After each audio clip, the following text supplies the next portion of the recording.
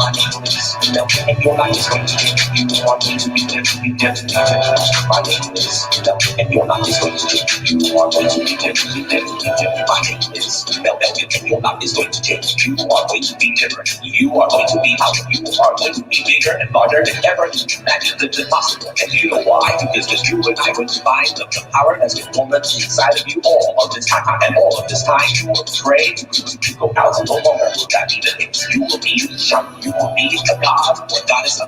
You will be the one that everybody looks to and says, hey, look, they're there. The master there. The deep is the truth. There's no one that will make my life different. And would like to do that? Remember, try to tell you. I'm here to help. I'm here to change your life. Your life will no longer be the same. Together, I'm going to conquer the world. All you know is everything you imagine possible. Possible for one simple reason. And it is possible. My name is Mel, and your life is going to change. You want me to be different. My name is Mel, and your life is going to change. You want me to be different.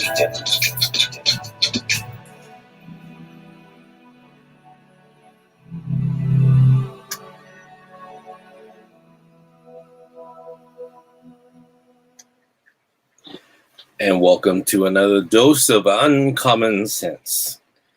You're listening to the voice of Dr. Mel Gill, and today we're going to be talking about relationships. We're going to be talking about what happens when relationships end. Very soon we will be joined by my son, and he will be on this video, and not sure why.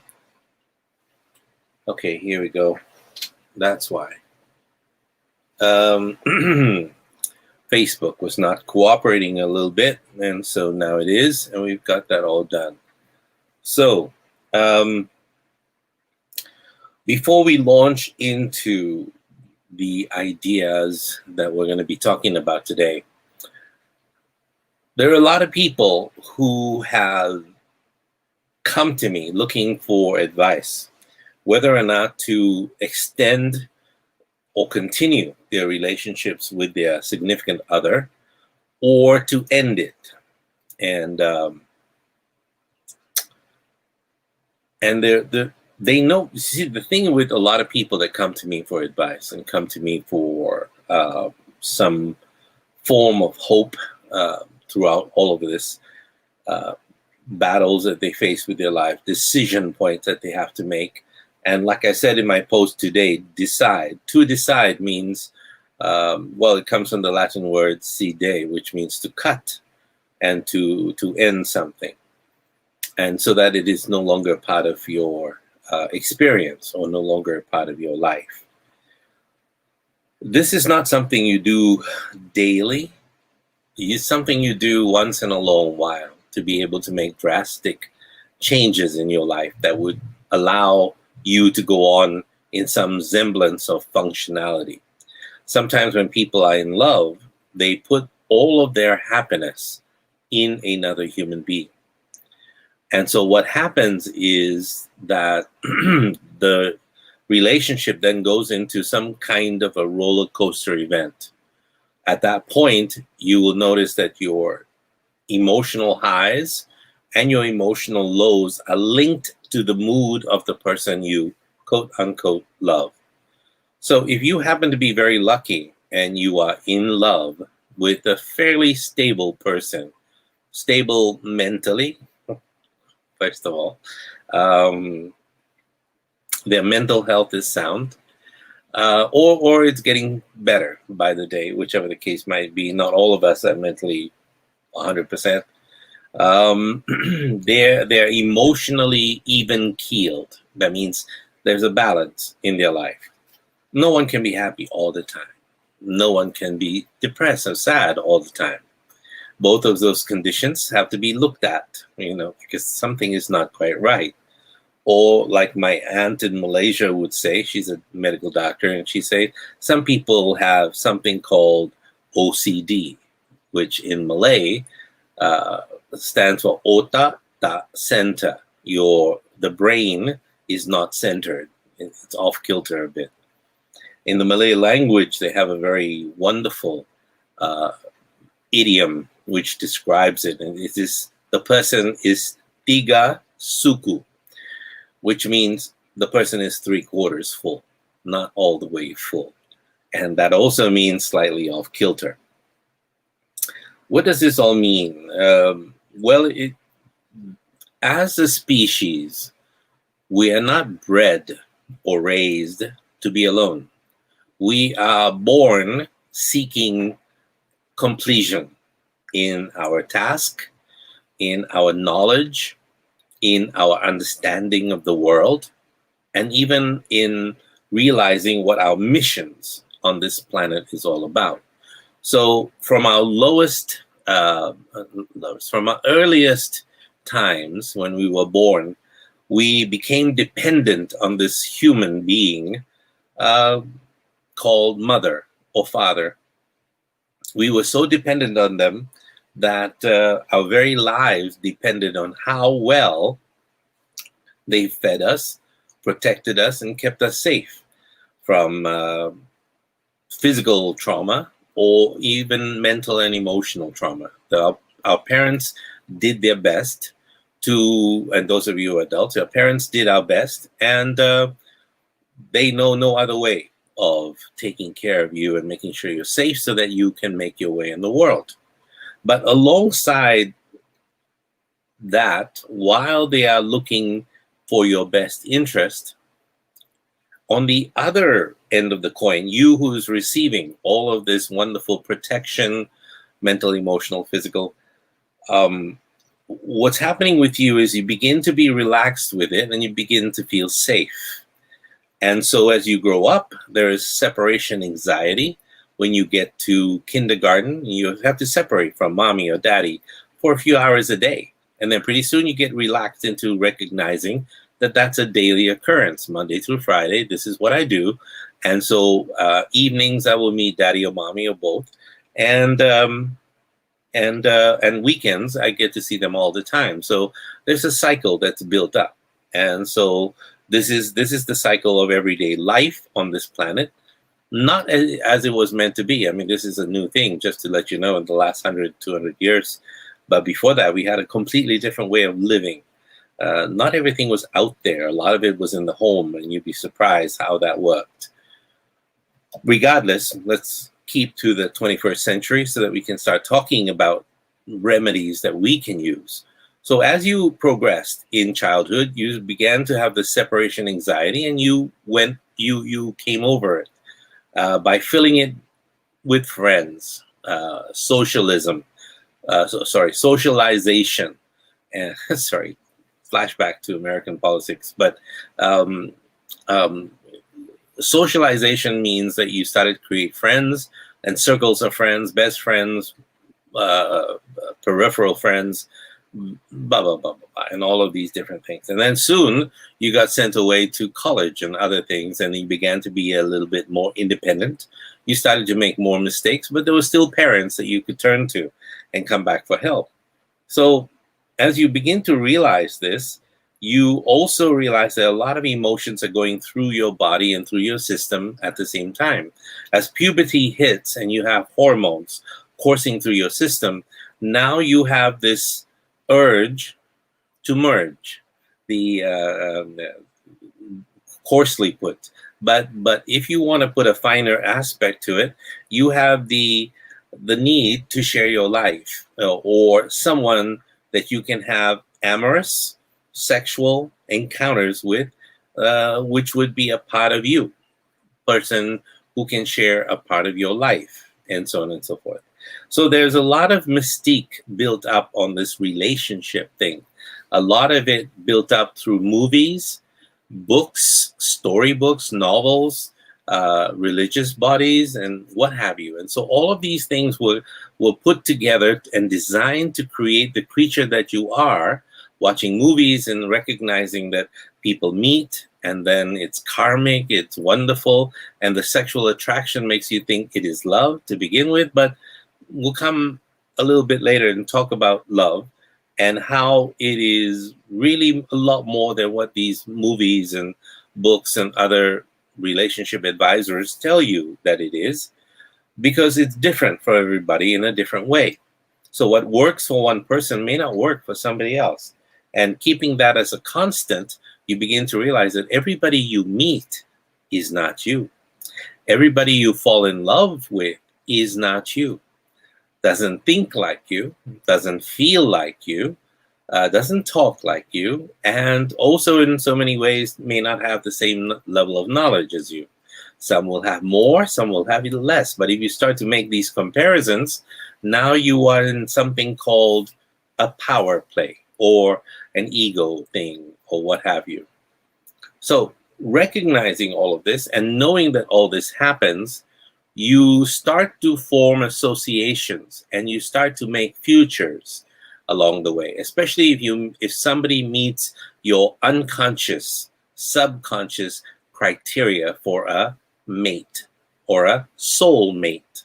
We want to call it soul mate because mating is too common, and we're such egotistic creatures. We don't like common. I'm not looking for a mate. I'm looking for a soul mate. And then some people want to go higher, because there's too many soulmates. So I'm looking for a twin flame. That's twice the fire. And that's interesting. If you have a fire extinguisher, it would be very, very useful at that point. And we'll decipher these terms and try to figure out what they mean and so on and so forth. But coming back to the reality, you meet this person, and as a child, you formed all this subconscious criteria. Maybe as an 8-year-old, like me, I was brought to a movie by my mother's father, my grandfather. The first movie I ever saw, and we'd never had R21 and all those other things. I mean, what you see is what you get, nudity and all of that. They didn't separate it for children. We were not known as children. We were known as short people. As long as we paid, we could get in. So my grandfather was there enjoying himself, and I was watching James Bond, and I think it was either Goldfinger. I think it might have been Goldfinger. I'm not sure. I'll have to watch it again to see what it is. And so Sean Connery became my idea of what relationships are all about. James Bond, with the gun, with the da-da-da, except the gun is a lot lower down. And so it began to be like that, his ability to attract and so on and so forth. Now, in that same time period that he was with me before he died, and around that same age, 8, 9 years old, he brought me to see another movie. And I remember the movies because there were not so many at that time. And it was Dracula. And here was Christopher Lee. And he did the same thing. He could attract women so easily by doing his little hoo-ha thing, but he had the teeth. And I wanted to grow those teeth so bad. So you can see how childhood influences from television, from stories that are read at bedtime, can influence a child's sexuality. I began to understand at that point that relationships were common for everyone, that everybody could get into a relationship, and just as easily the woman would die or be shot by some bad guy or whatever the case, and so on and so forth. So the cycle went through and was not realistic. It was only after I finished high school that I began to realize, and we had a couple of girls in the last 2 years of high school, what is the equivalent of high school, pre-university. And that's when you began to realize, wait a minute, it's not like the movies. Not at all. And that Dracula thing doesn't work. James Bond thing, even worse. So, so you had your heart broken a lot. She doesn't love me. She loves somebody else. And so I went through cycles of that. And I think by the time I finished the second year, the senior year, and we were graduating at that point, it became so painful and so hard that I found myself, and I don't know how this happened. I wish I could tell you how to do it. When you were a child at that age, I couldn't tell you, but now I'm going to teach you today how to do that.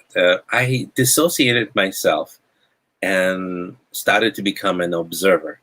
And then I noticed patterns emerged, that as soon as one of my classmates would say something nice, and the woman would show some interest, the girl at that point would show some interest to him, and he'd be terrified and he'd be hung up over her and everything like that, and he'd be broken a few weeks later when she's interested in somebody else. I mean, these are children growing up. What the heck, you know? At that time, it was do or die, life or death for them, because teenagers with hormones raging. I mean, this is life.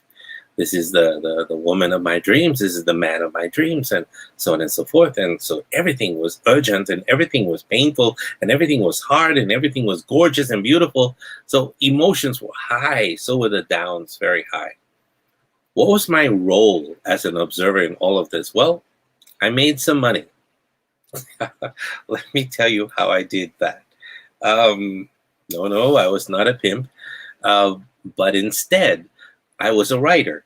At that time, I was on television, I think, once. They had a show about young writers. I think the current Deputy Prime Minister, Tharman Shanmugaratnam, was also part of the Young Writers Circle started by a very gifted woman who ran the National Library at that time.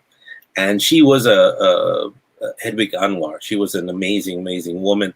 And so we would write, and I would do what I do best, which is write poetry. So my classmates knew this. And so they would pay me $1. In those days, $1 was a lot of money, just to let you know. And it's equivalent to $5 or something more now. And so they paid me $1 to write poems to their loved ones. I remember I started with the first one, and I don't know if she's still listening or she's alive or not. One of my very close friends, a hockey player, and he said, "I'm in love with this girl, and I don't know how to tell her that I'm in love with her." And then I said, "What's her name?" He goes, "We'll start with the name, and the name is always the best part of loving and falling in love. Her name is Euphemia." What the? Really? Wow, it sounds like a medicine you get for cancer that needs to be looked into. I'd like 2 milligrams of Euphemia, please. Put me out of my misery. But anyway, so I wrote the poem, and it started with Euphemia, Euphemia, Euphemia, da da da da da da da da. He paid me $1. I put his name on it, and he took it, and voila. And she fell in love, and you saw a pattern begin to develop again. So I think I wrote maybe damn near 50 poems that year alone, which improved my ability to write. But also at the same time, I had lots of money. I could do things with it, and it was a lot of fun. Then it happened to me. Holy crap. You lose control. You don't know what is up, what is down anymore. You cannot sleep because you're always thinking of the person. The day is not complete until the person says hello and things like this. So I began to go through this heady thing and everything else, and I was so head over heels with plans for getting married, da da da da da. And at that point, I had to move overseas because I had to continue university and studies and everything. And I got a message 6 months, 4 months down the road, not even 4 months. "Hi, Mel, I'm so sorry. I got a Dear John breaking up thing, and literally in a letter, a postcard, more like that. And then I had to call. In those days, you use rotary and dial and what have you. And apparently God spoke to this woman and told her that she should be marrying this other guy.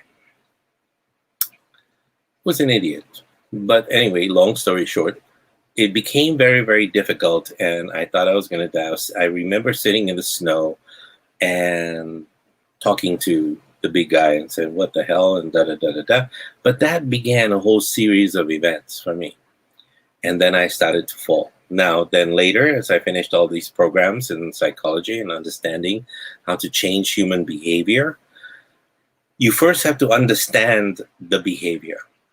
So to be able to be an effective lover, to be able to love freely and unconditionally like you want, to be able to accept the comings and the goings of the people in your life, you first have to understand the patterns of behavior of human beings, how they love, what they love, why they love, and who they love, and you begin to realize that a lot of it has to do with hormones. A lot of it has to do with the flow in and out of everything that they believed their future was possible. Now, the first thing that happens is all of the childhood criteria, what a lover is, and all of that are established in childhood. So from unhealthy models like Dracula and James Bond, I graduated to watching Sound of Music. Now, everybody will say, well, that's beautiful, Sound of Music, and all in my mind, still around 9, 10 years of age, Maria, who is the main character, and Maria von Trump, eventually von Trump. What are they? Shoot, I forgot their name. Von Trump, I think. The von Trump family, regardless. In Austria, in my mind, everybody was like her. So I put women on a pedestal, that they are innocent, gorgeous, beautiful, holy, and I mean holy spelled with the H, just to let you know. And so as a result, I needed for people to fit that criteria and model. And when I did find them, I think I put them too high on a pedestal that I couldn't reach that pedestal, couldn't be there at some point. So when relationships broke up, it was very difficult. So when you see a person, all of your childhood criteria suddenly alarm bells go off, ding, ding, ding, ding, ding, and you start to see, oh my God, this is the man of my dreams. Oh my God, this is the woman of my dreams. This is what I want. And so and what happens in the brain, and here is the understanding that you need to have, is that the brain starts to organize in the limbic structure of your brain, the amygdala as well. It's all part of the center part of your brain that forms long-term memories and bonds and everything else. The very smell of this person and their perfume, the very presence, their pheromones, everything else affects you to such a level, the way they move, the way they dance. That's why the songs you hear are all about these singers and composers who fell in love. Something in the way she moves attracts me like no other lover. You know the song. And what's the one with the Carpenters? Why do birds no longer crap on me? I have no idea what the words of the song are, but whatever the words are, all of these become alive, and these associations come alive, and you start to form this holographic future that is compelling for you, to the point where you begin to see yourself sitting in a car with your 2.5 kids in the back with a half a dog, and going to the park, eating breakfast, making love at night, and what you're going to do, where you're going to travel with. All of these are future memories. So, what you've done is, with your subconscious criteria and everything else, you have built futures. You have started to put futures out there. So it's inevitable that this is going to happen. Every day you wake up, hey, there's never a time that she or he was never in your life. And you cannot imagine her or him not being in your life. And so this is what happens. And so as that starts to develop, you begin to feel complete. It becomes very, very interesting and very much fun, and it becomes wonderful. Every day is a pleasure. You start being like Cat Stevens, morning has broken, and everything every day continues like that until the trust is broken, or the relationship is mired in something bad, quote unquote bad. Bad means whatever doesn't fit whatever the beauty, pleasure of stuff is happening. So here you have, in this mind flowing with pleasure and anticipated pleasure, that you have something unpleasant happening, pain. So here comes the introduction of pain. And then comes the thinking, but this is the one that God created for me, this man or woman. God created for me, but they're so stupid, they don't know. And so you start to become whiny in the way you approach things. You start to demand, and you start to lose yourself, and you start to become a little bit off kilter, and you start to understand that, wait a minute, I can't go on like this, and you want to kill yourself. So you start to see no futures. And the reason why a lot of people end up is suicidal is because they don't project a future. They cannot see a future. And so as a therapist, my job is to take your future, which is right there, right there. You don't see it beyond this point.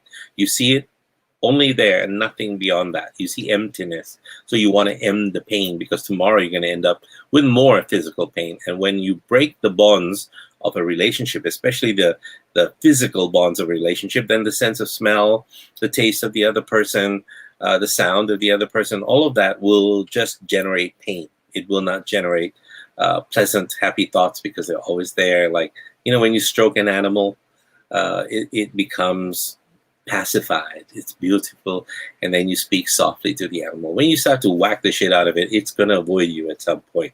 So those are what the experiences are going to feel like.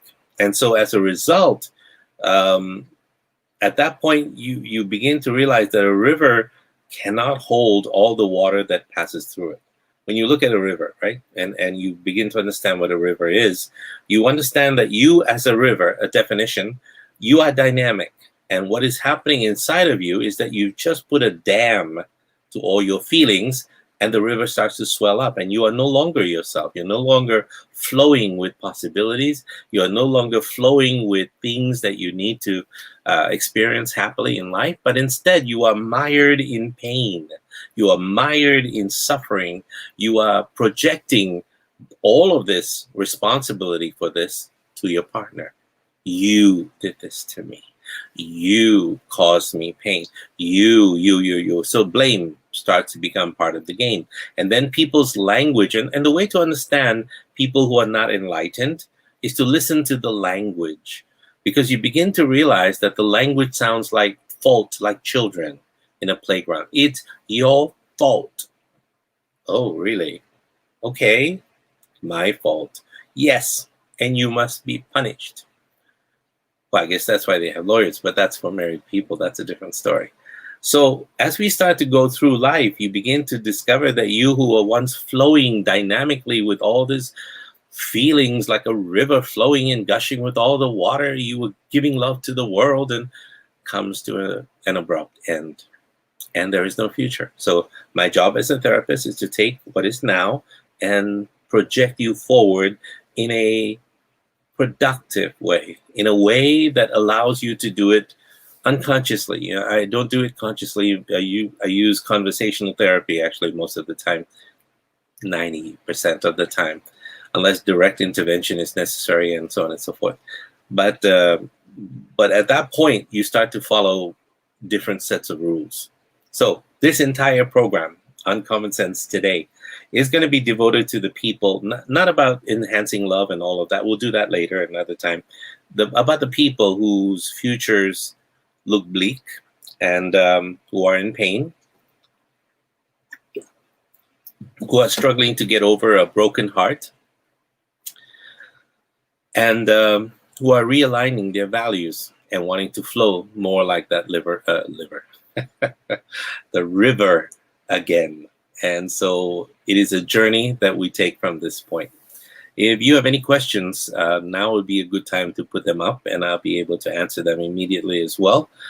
Towards the second half of the show, I will probably bring on some guests who will talk about this, and it'll be a lot of fun as well. Let me greet some people here. Ting Malawan Sawasdi. I never in relationship until this age. Well, it's a good thing. Also, you are doing what you want, when you want, whenever you want, without asking for permission.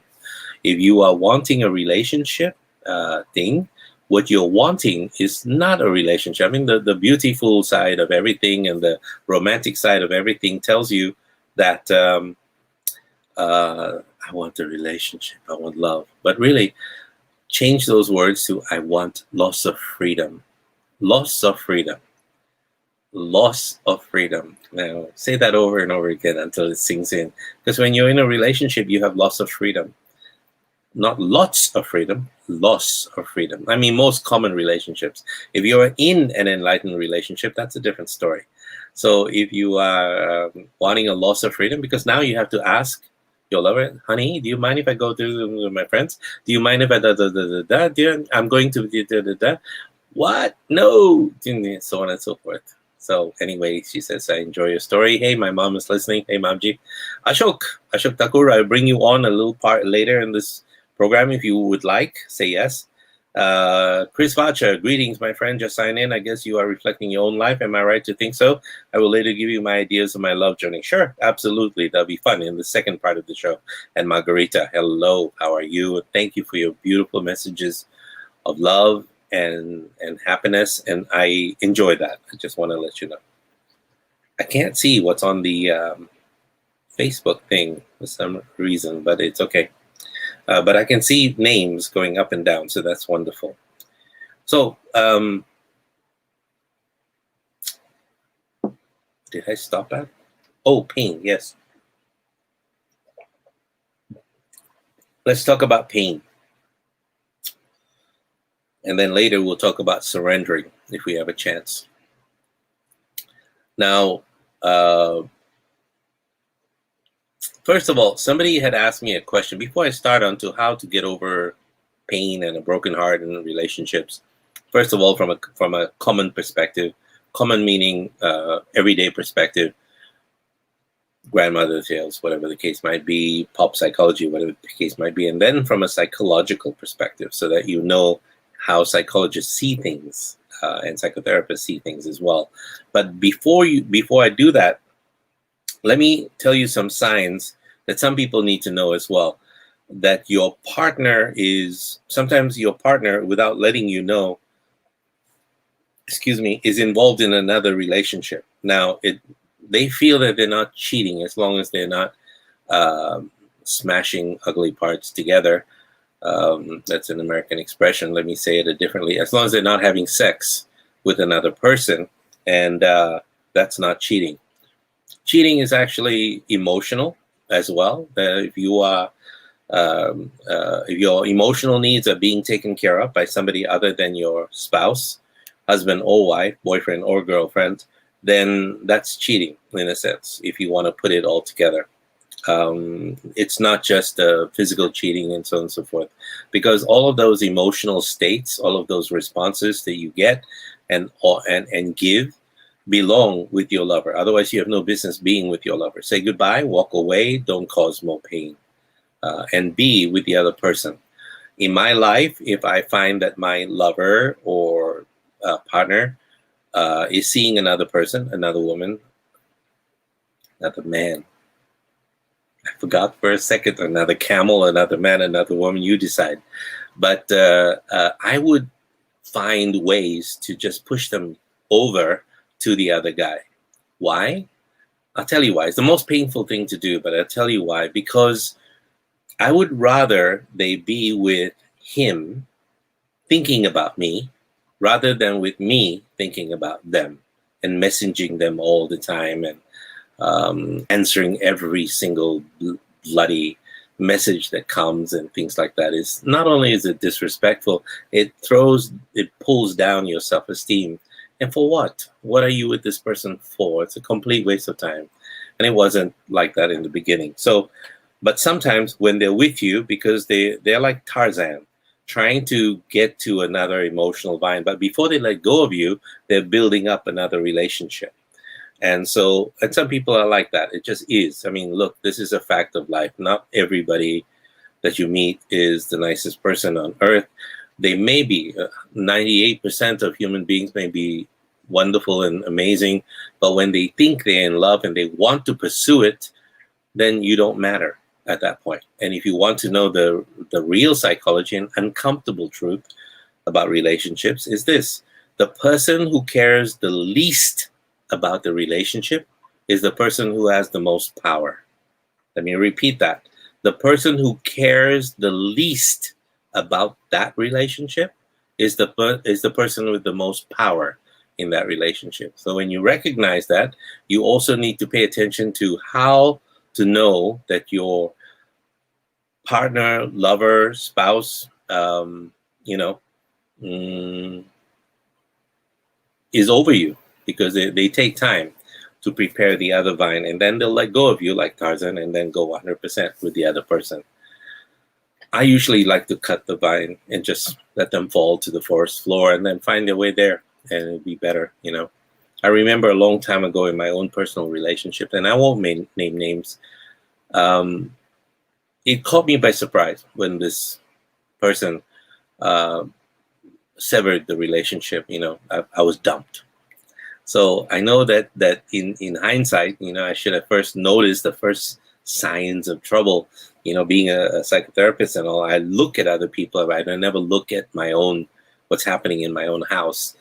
And it happened weeks earlier, while we were out at a wine bar. I remember we were down in Chicago or Seattle. I can't remember which. It was years ago. And we were still in the, let's have sex every day phase of our relationship. And this, the time was around late 11 p.m., 12 midnight. So I suggested that we wrap up the evening and head back to her apartment. And she paused before answering and then suggested we hang out longer. We stayed. She befriended a few people. Another couple came by. We found it odd. I found it odd. And she never had done anything like that before. And the four of us kind of hung out until way past midnight. Then we got back to the apartment. She suggested we go to sleep, because of the late hour. Another out of character act, but you shrug it off. You see, you want to look for a change in patterns, a change in character, the change in behavior, and also the change in emotional state. So a week later, I remember went out with a bunch of work friends, and a colleague had asked me, "Aren't you and like still together?" I said, "Yeah, why?" You two are not talking very much. I said, 2 weeks later, this person swung executioner's axe, and I finally understood the significance of my colleague's observation. He knew it was over before I did. So relationships always seem to linger past their expiration date. You have to understand this part of human behavior.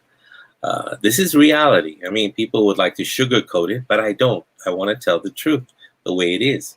The signals almost always manifest long before the official due date or termination date, but we're either unwilling or maybe unable to recognize them. So let me give you some of them so that you are able to recognize if your relationship is in trouble or it's already over and she got over you or he got over you or it, the camel. It depends. Your partner starts to get stomach aches and other illnesses when you're together. This is a sure sign.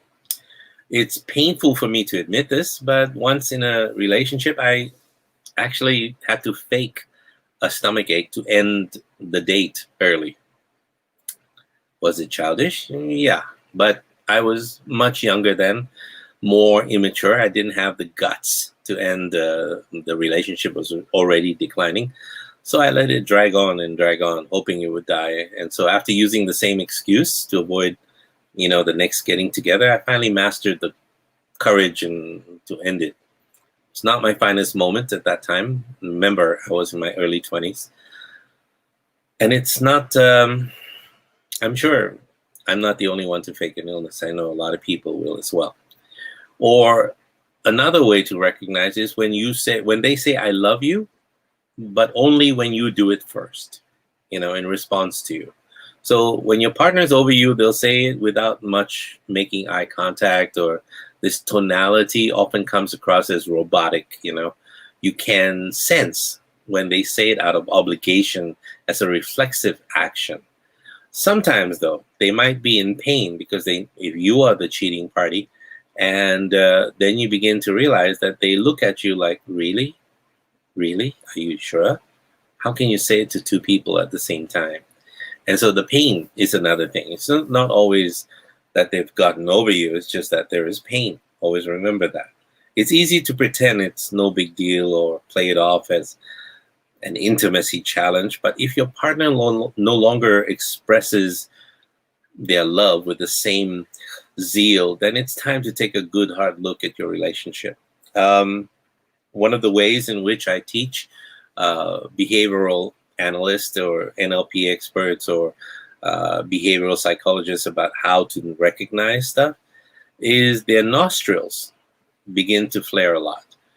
After university, I dated a girl a long time ago who had this habit of flaring her nostrils when we joked with each other and when she got annoyed also. And we were in love. And I thought it was the cutest thing that she did that. But as time wore on, we really joked, and the jokes began less, the laughter began less, the banter back and forth became less. And she often flared her nostrils at little things, like suggesting that we go out for a drink, after dinner, or asking to go for a walk in the park. Anything that extended our time together became a source of annoyance to her. But I saw it and refused to recognize the significance of that. No, not everybody flares their nostrils when they're annoyed, but we all have our mannerisms. And when you're with someone long enough, you become attuned to them and you learn what they mean when they give you nonverbal cues. It's easy to ignore or shrug off, but the involuntary signals are often revealed, especially when words do not reveal what is happening. Once upon a time, you had quirky habits, but now when someone gets over you, your quirky habits are no longer cute. They're irritating. And we've all been on both sides of that. Your partner has some very quirky, idiosyncratic movements, mannerisms, habits that you find utterly endearing. Oh my gosh. As time goes on, that thing that you found cute becomes less cute. And soon, you barely notice it at some point.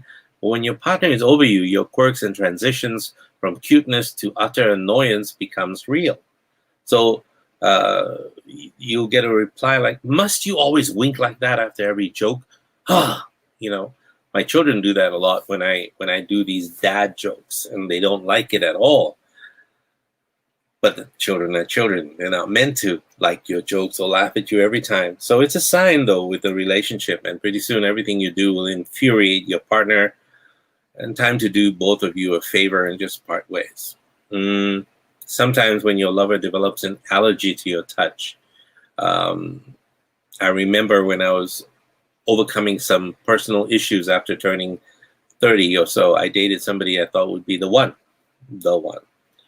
And touch was her love language, the way she did it. Always loved to touch. And she liked to hold hands in public and hug and very tightly in public and in private as well. I thought that was amazing. But one afternoon we were out with another couple and and this girlfriend usually initiated the contact, but on that day I did. We held hands for a few minutes before she pulled away and started folding her arms. And for the next several weeks we were like buddies. The kisses felt like birds pecking at breadcrumbs, She gave one-arm hugs to say goodbye, and very often maybe even a high five. So I finally asked her, "Is this thing working out anymore?" I pointed all those things out to her, and then she changed her mind. So what else can you look out for? Strange emergencies becoming commonplace. In the early days of your relationship, your lover would put their phone on silent or mute so that nobody could interrupt your togetherness. But later, it seems like emergencies begin to pop up, and with surprising regularity. Like the time they disappeared for 3 days, maybe, to console a friend who got passed over for promotions. Yes, it's happened. Or the time when they have to disappear for a few hours because they have to meet such and such a person that they've never met for a long time, and so on and so forth. There are emergencies, I just have to tell you. Maybe a family member is in a hospital, but be cognizant or aware of the contrived emergencies. Disappearing for a week to babysit a cat for a friend, things like that, the obvious things. When your friends begin to ask you, "Are you still together? Are you still dating?" That's also another way to watch out as well, because your friends will see what you cannot see. You see, without emotional investment, your friends recognize reality. They're not burdened by what they wish was true, and they are able to see clearly and therefore tell you this as well. Um, Maybe sometimes they try to coax you into breaking up with them. You find that your fights no longer are just fights to fix something, but fights to end the relationship. If it happens more than 5 or 6 times, well, that's something you have to pay attention to, because when you start to date somebody, your partner doesn't want to the guilt of being the one to end the relationship. So they do their best to tell you or entice you to do it first. They'll flirt with other people in front of you. They'll speak ill of you in front of your friends, or maybe there's an act, you know, they might even act disgusted at the idea of physical contact. I don't know. If you're dating somebody like that, it's best to give them what they want and just leave. Um, you find that you never hang out alone anymore. When your partner insists on inviting other people to your social outings, or they seek some kind of escape hatch, it's an opportunity to get relief from the person that they no longer desire. So if you find your partner is scheduling more double dates or opting for group social events instead of romantic nights out, ask why. The truth may come out, and sure, it'll sting, but it could save you weeks or months of being in a dead end relationship. So sometimes these people also see sex as an obligation rather than a desire. I remember in university in my 20s, I dated a woman that I met in graduate school, and we bonded over a mutual desire to escape boredom. And one physical attraction kept us together, mostly. But soon all of that began to wane over a period of months, and the physical need still existed, but eventually the emotional burdens that accompanied the physical act made it like an obligation. Now, I know I should have ended the relationship at that first sign, but as I was told, I sometimes lack the courage to deliver bad news, and a lot of people do that as well. So it's easy to miss all of these signs, but also recognize that sometimes within the sexual department, it's very difficult for a partner that really loves you, when he knows that you are, to really loves you and want him or her to make love to you, because they know that they are not the only ones in your life, that you share emotional bonds with others, and or physical or sexual bonds with others, and so it becomes crazy. Now, that's the bad news and how to recognize. Overall, if I can give you a plan on how to recognize all of that, look for changing patterns of behavior.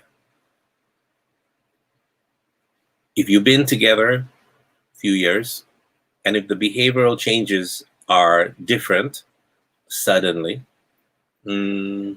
that's how you know that something is not quite right.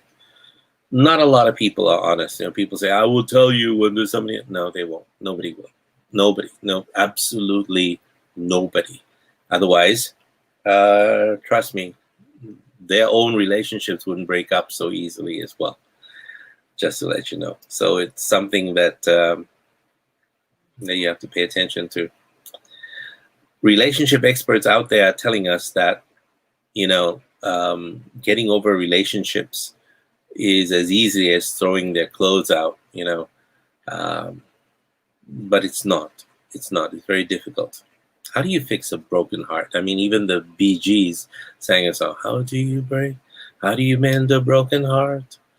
How do you get a flower to sing again? And all of that. We used to have substances that people would take, and it becomes a little bit tough. Love is like a drug, people. I mean, the truth is, love is like a drug. Functional brain scans that they've done, MRI scans, fMRI scans, have shown that love is a form of addiction. Licensed psychologists, neuroscientists. I know there's a man who wrote a book, How to Fix a Broken Heart, actually. says that we used to have certain substances, and that substance is a person and the relationship that is in our lives. And then during the withdrawal from that person, we get desperate and we act out of character, similar to how a drug addict behaves. So, on top of all of that, you molded your life around another person and you made compromises as well as these future plans I was talking about earlier today. And having to let go of this life you built in your head, in your mind, isn't as easy as swiping left or swiping right on Tinder, or even now Facebook has these relationship, I don't know what to call it, Tinder-like thing where you could swipe left or right on the people that are in your Facebook profile and get to meet them. How interesting is that?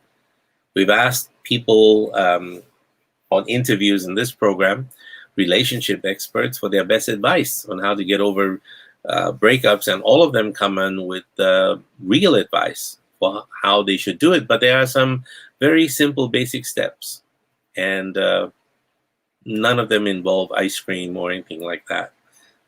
What you have to do when you finally break up is to rebuild your self-esteem. If your partner was the one who initiated the breakup, it's common to start picking, apart your physical appearance. Maybe you were not the best looking person.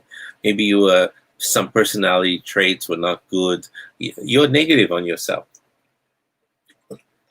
And as a result, you start questioning what areas you're lacking that would cause somebody to fall out of love for you. Maybe it's you and all of that. You start to blame yourself.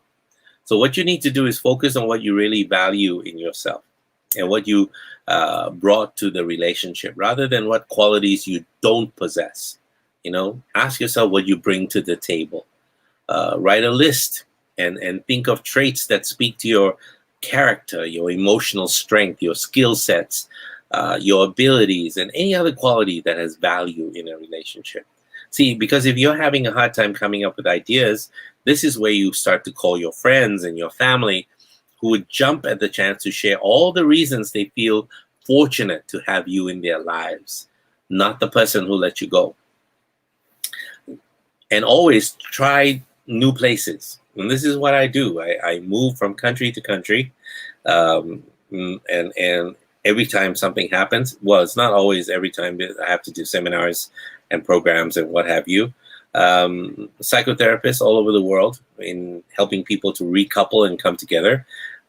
They give advice to all their clients about getting over heartbreak. And they tell them once a week, even if you cannot travel overseas, how about once a week you find a different coffee shop or a different restaurant you've never been to with your ex boyfriend, girlfriend, husband, mother. Where the hell did that come from? Husband, wife, spouse. Jeez.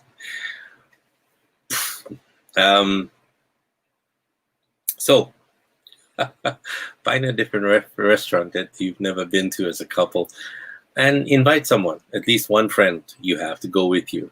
The goal is to actually break up your usual routines and to get away from places that you've always go through with your former partner, so you don't feel the pain. And pretty soon you begin to start to anchor a lot of new memories, a lot of good things that are happening in other places, and those old places will start to disappear. Also, at the time when you feel a lot better, maybe a few months down the road, bring another partner, somebody else, to that same place, and you start to lessen the severity of the emotions that are being fired out from those previous anchors. It's an opportunity to spend time with good friends.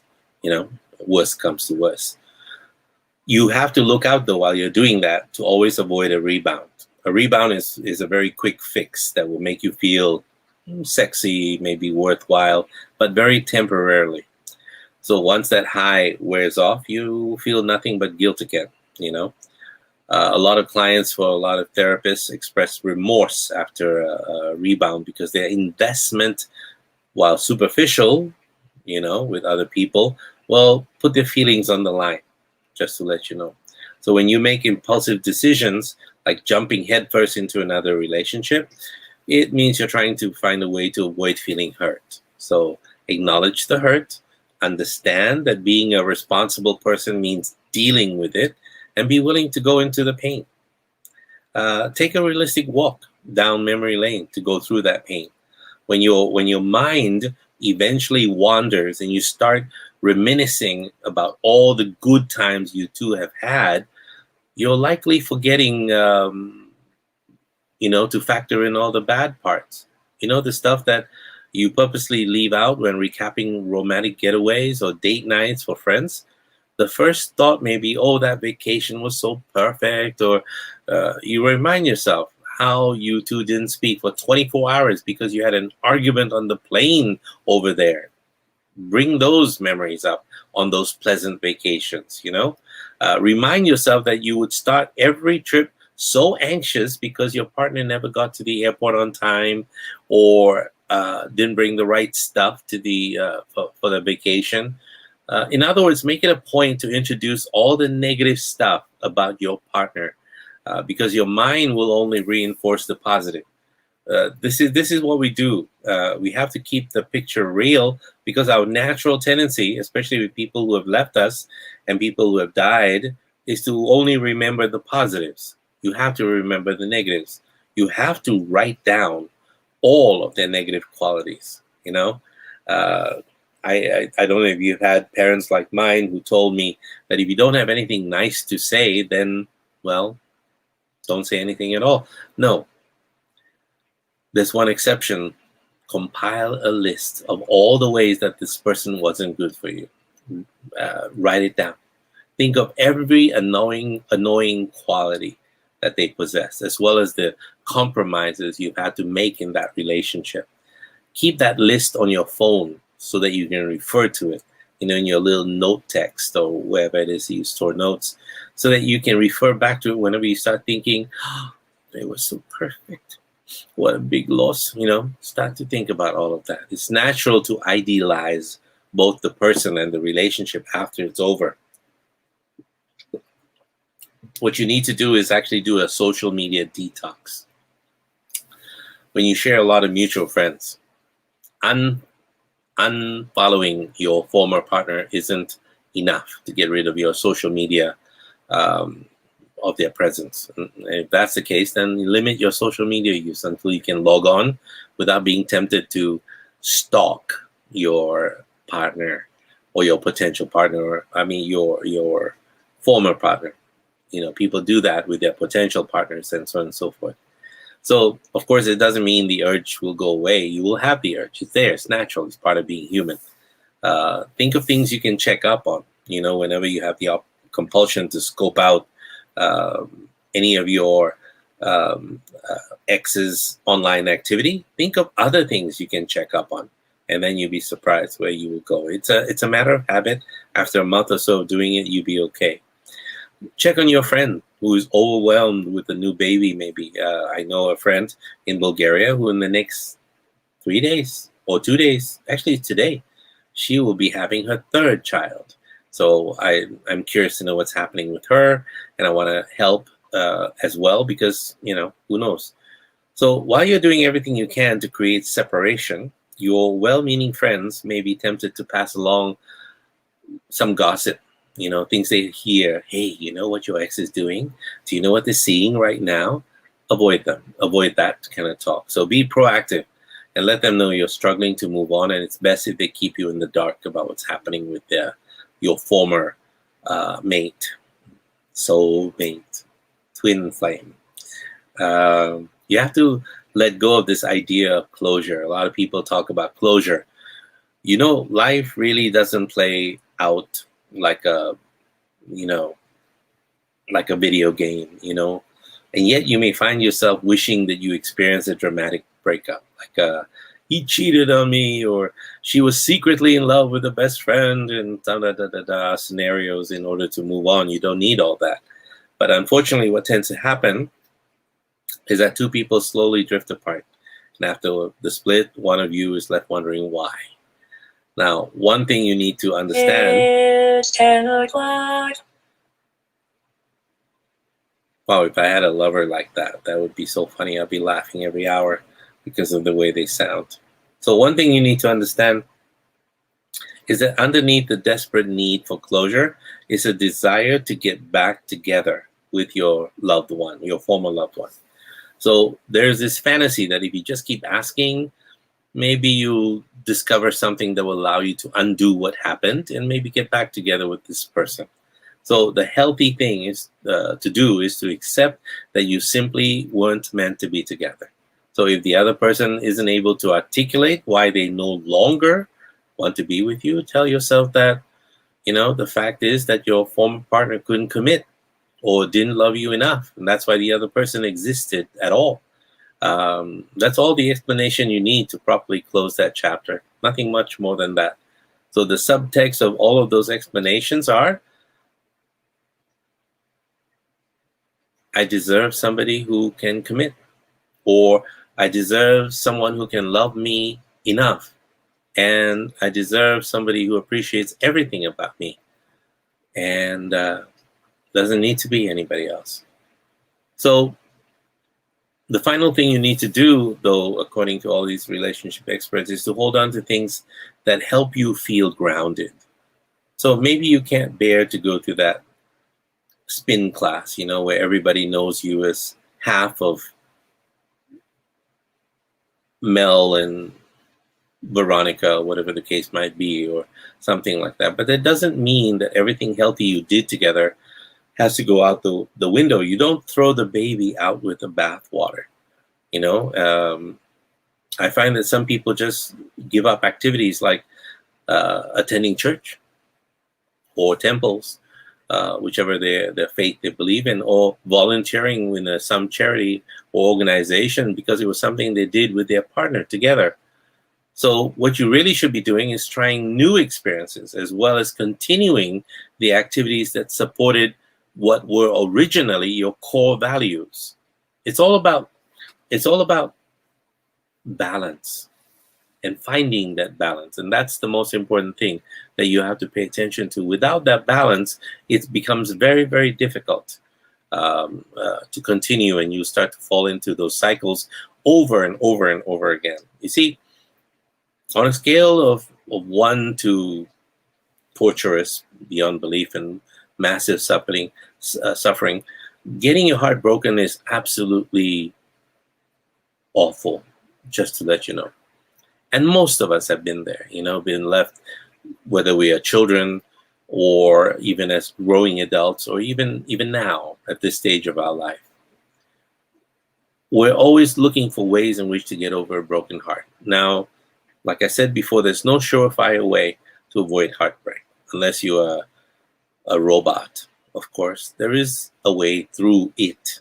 Even if at that moment you truly believe that you'll never be happy again, well, let me tell you some ways that you can be happy and start to find the way back to be happy. Now, at this point, let me bring my son. Hey, Luc, welcome. Sorry, I'm late.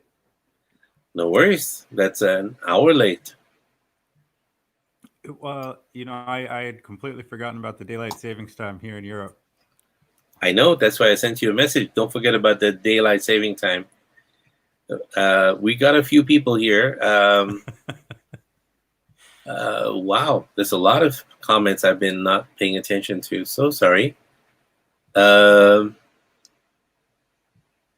You wanna get warm, Luke, by starting to read from here. Chris Vacha saying, in a relationship, a psychoparanoid person. Start to read that, and it'll give me a chance to drink some water. In a relationship, a psychoparanoid person is very difficult to change and convince. Yeah, I think all people are very difficult to change and convince. But in love, it's not our job to change. It's our job to embrace and choose our battles. His logic is something you learned in NLP, presupposition. The presupposition is that so we don't even question it. A psychoparanoid person And then so you start to uh, think without questioning that your person, your spouse, is psychoparanoid, difficult to change and to convince. Now, you see how that is done? And that's not Although at all true. that certainly makes the breakup a lot easier. Ha. Margarita says, yes, not losing yourself in a relationship is the best thing, but what can someone do when one dominates on the other? Good question. You want to go with Kantinan? Hi, Dr. Mel, she says. That is a She's good from Bangkok. question. There's some I clubs think, in London that are actually set up specifically for that. what? What? Oh, Sorry. dominate. You're thinking dominatrix. Okay, good. Different subject. We'll come to that Hmm. subject one day. Chris Vacha continues and says,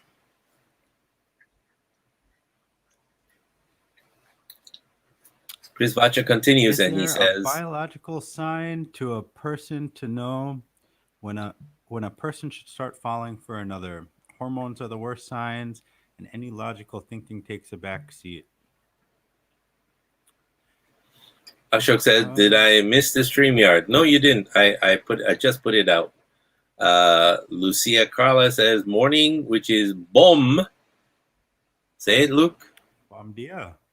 Bom dia. Very good. Bom dia. You missed the Portuguese class. You could have helped us with a lot. I failed miserably that class. Just to let you know. Now Oh I man, understand. I miss Brazil. Yeah. I would imagine you are Brazilians or Brazil. Okay, anyway. So bom dia, Lucia. Bom dia. See, even Thing remembers from Thailand. Thing is from Thailand. Bom dia.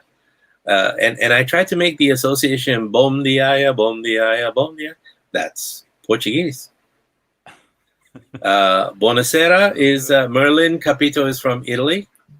Luke says, don't say it at all or say it as a joke. I don't understand. If What is if you it? don't have anything nice to say, Oh, say it as a joke. I see. Okay, come closer to the mic though, Luke.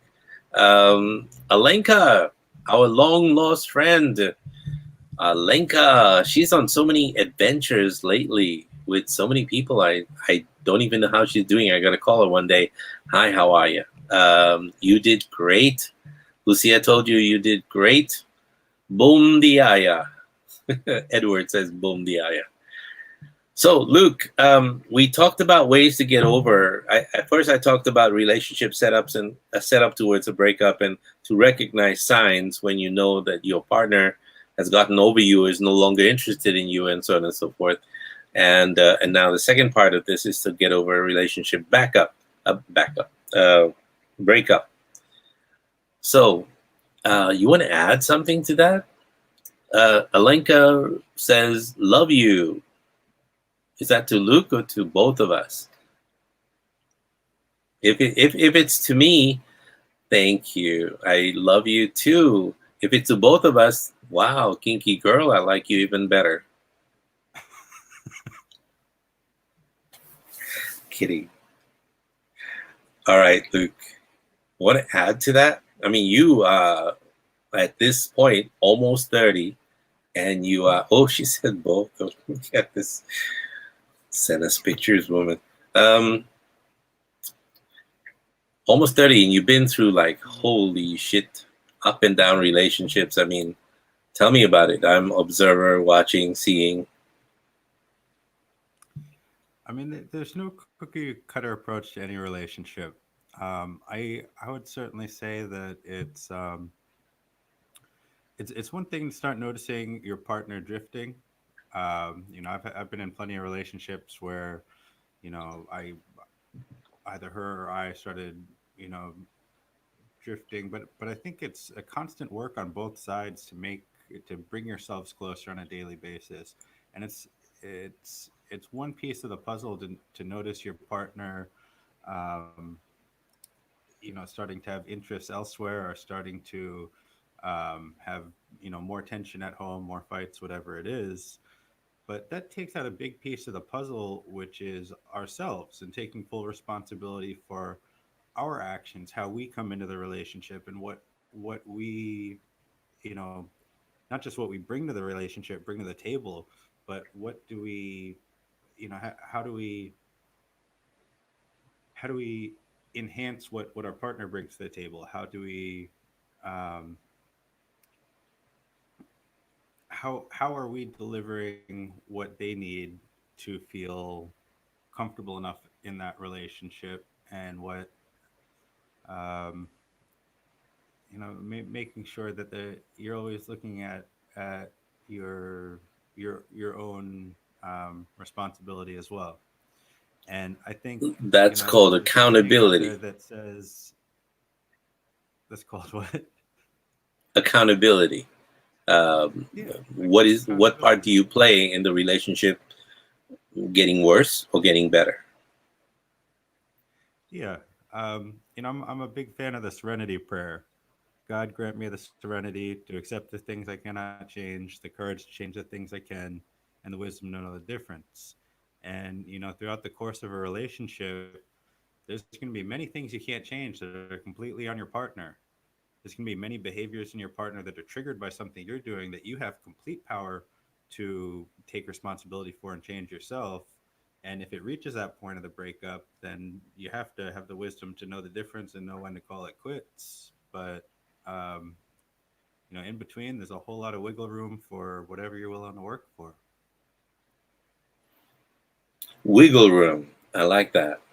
There's a guy who won the America's Got Talent Wiggle Wine. I think he sang it, Wiggle Wine. It was very funny. We have a relationship guru who might be joining us right now. Let's add Ashok to the stream. Ashok Thakur, relationship god. Hi, Ashok. Oh, How are yeah, you? I'm good. How are you doing? Uh, Let me also add another friend, Edward, to the stream as well. Edward, are you there? Hey, Edward, how you doing? hi. okay, so now we need a woman on this. This is not fair that all of us talk about love and relationship without Hey, a female presence. well, you see, you teach about the feminine, and now you would substitute for that feminine knowledge, unless a woman who is listening to this program would like to come on board and chat with us in real life about relationships, so that we're not listening to just four men and how their relationships have succeeded or not succeeded in their lifetime. So come share with us. You all know each other, right? You don't? Ashok, meet Edward, my very good friend. He's also known as DJ Echo. And also there's Luke, you know him. He's also a genetically son, but I think in real life friend. I told him before, the best compliment I could give my son is that if he was not related to me, I would choose him as a friend. Oh, that's beautiful. Likewise. Hmm. But that is So, what are you saying in this point in time? Would you have said the same thing 15 years ago? oh no, he's That's a good 29. question. 15 years ago, I Would you have said the same thing dealing with me 15 years ago? right. that's a trial through fire. I So, mean, we're talking about a trial through fire. so Yes. that is how the relationships are going through. Like they are true in a particular time and space, but the same relationship goes good, bad, ugly. But the thing is, when do you decide? Because all of us are growing. When there are two people, they are growing and they are growing differently. So you are in love with somebody, and they grow in a certain way, and you grow in a certain way, and then you're not in love with somebody, or they have other needs which are not met by that person. So what I kind of when I was listening to this program is like I just came back from this long trip all over Southwest, and I was tired, but I said, oh, okay, I had to jump onto that one because what I was listening is when you were talking about like the telltale signs about that she's not into you anymore or he's not into you anymore. And one of the things which you said, and I can figure out the context you said it in, and I understand that. But I was thinking like maybe some people will interpret it differently because what you said is like if the other people is looking for an emotional support from somebody else other than you, uh, then it is a sign that they are going away from that. And I kind of not that much agree on that one because I have a lot of friends who look for emotional support from me, and they are still in a good relationship. Actually, it enhances their relationship when they talk with me and try to understand what is going on with them. So that was my take on that one. Because their partners are too stupid to understand, or No, that's not. It's like when they say it raise a village to, it takes a village to raise a child. I think yes. I think everybody should have more than one friend. Like And so would the child be a village idiot at that point, no, or would it child, be? child will be a community child. Can you think about a child being raised with Mel Gill, Ashok Thakur, and Luke Gill, and all the other? Because we don't have any I females on I that one. I can see a hippie commune with flowers in our heads, and we need Woodstock and all the people that were in it to be back, and yeah, that works. But in real life, not a lot of people have that ability. I mean, look, we're talking to a man who is emotionally polyamorous, mentally also as well, and that's wonderful that you have reached that level of evolution, right? To be able to do that and see it from a big picture perspective 24/7. Now we look at someone who is very down to earth. This man, Edward, he's got a plan. He's got a plan in his relationship. He's got a 5-year plan. He's got a 10-year plan, and his partner is in on it. 2025, no, 2023, they'll be ROM. That means they're going to be married. Effectively, they can legally have sex. 2025, he's going to get married. 2027, he's going to get a house. Da da da da da da da. And he's got step by step into step.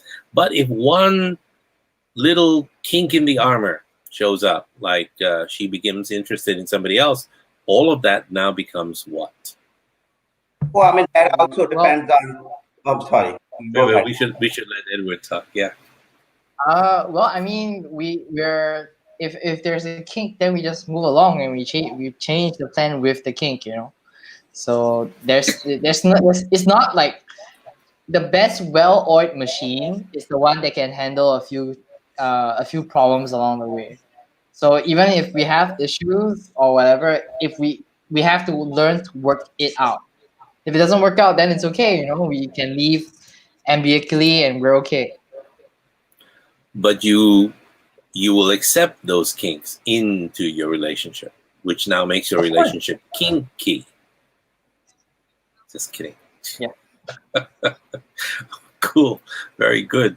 That's great that you're able to do that. Would you want to do that? Why not? I'm a person who is try anything once, so whatever.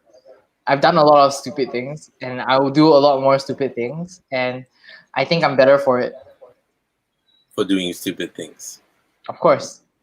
Yeah, but let's not call them stupid for now. But because you never know, because they all thought you to become who you are today. Luke will attest to that. I mean, I'm sure both of you have done a lot of stupid things together as well. Yeah, we'll leave it at that. We'll leave it at that because that's best to leave it at that. But Ashok, here are two young people about to embark on their lives. One who's got a plan.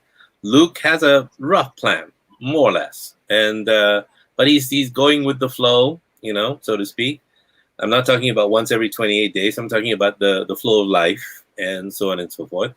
And also at the same time, he's in a place where nothing is certain, and he's getting comfortable.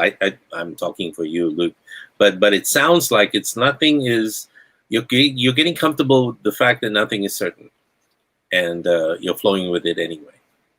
Is that correct, or am I off base? Yeah, absolutely. I mean, look, nothing in life is guaranteed. It's all Pull about your microphone being closer grateful. if you I can. mean, is this a little bit better? Much, yeah. But life is all about embracing the flow of things, in relationships and in life and business. Just see what tomorrow brings and be grateful for what today has. Let me ask all of you a loaded question. Is love necessary in your life? I mean, by love, do you mean sex or love as a relationship? Well, the love in a well, it comes in a. You can buy love on the street for $50 yet, but I'm not talking about that. I'm talking about love which is holistic. It's spelled with a W. Love that is embraces sex and intimacy and touching and feeling and kissing and then also togetherness and all of this sort of thing. Or are you a solo person? I mean, is love important? So important in your life? Who would like to start? Let the youngest start. Yeah, that would be you, Okay, Edward. I'm the youngest. Yeah. Yeah, love is important, but love doesn't have to be romantic. Love is all encompassing. You can love life, you can love people, but you don't have to be in love with them. And love is important because love is what drives us forward, and love helps us overcome a lot of things. Wow, well said. Do you believe any of that? Yeah, love changed my life a lot. How Love for music, specifically, so we can love for understand? music, love for music helped me decide how I wanted to live my life. My love for people helped me realize that I needed to be a better person. My love for my girlfriend helped me realize that I wanted to settle down. My love for my family helped me become more responsible. My love to help others and my love just for people in general helped me realize my purpose in life. But we're talking about romantic love, so let's focus on your girlfriend for a second, if you don't mind. What made you Sure. choose her? What made you choose her? You had a choice of Um, millions of people. I don't think I really chose her. I think it just happened. And I love her a lot because she is someone who accepts me for who I am, warts and all. And she's someone who inspires me to be a better person every day. Wow. And the second oldest person in the room. And to answer Chris' just question, Yes. we have yeah Our we horoscope have signs. matching horoscopes, so that works.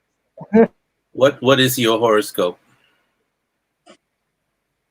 Ed? I'm a What's Libra and she's a Leo, so it happens to work out. Libra? Your birthday just passed. What's your birthday? October 10th. Wow. My daughter is October 17th. This is Libra. So you're an air sign and she's a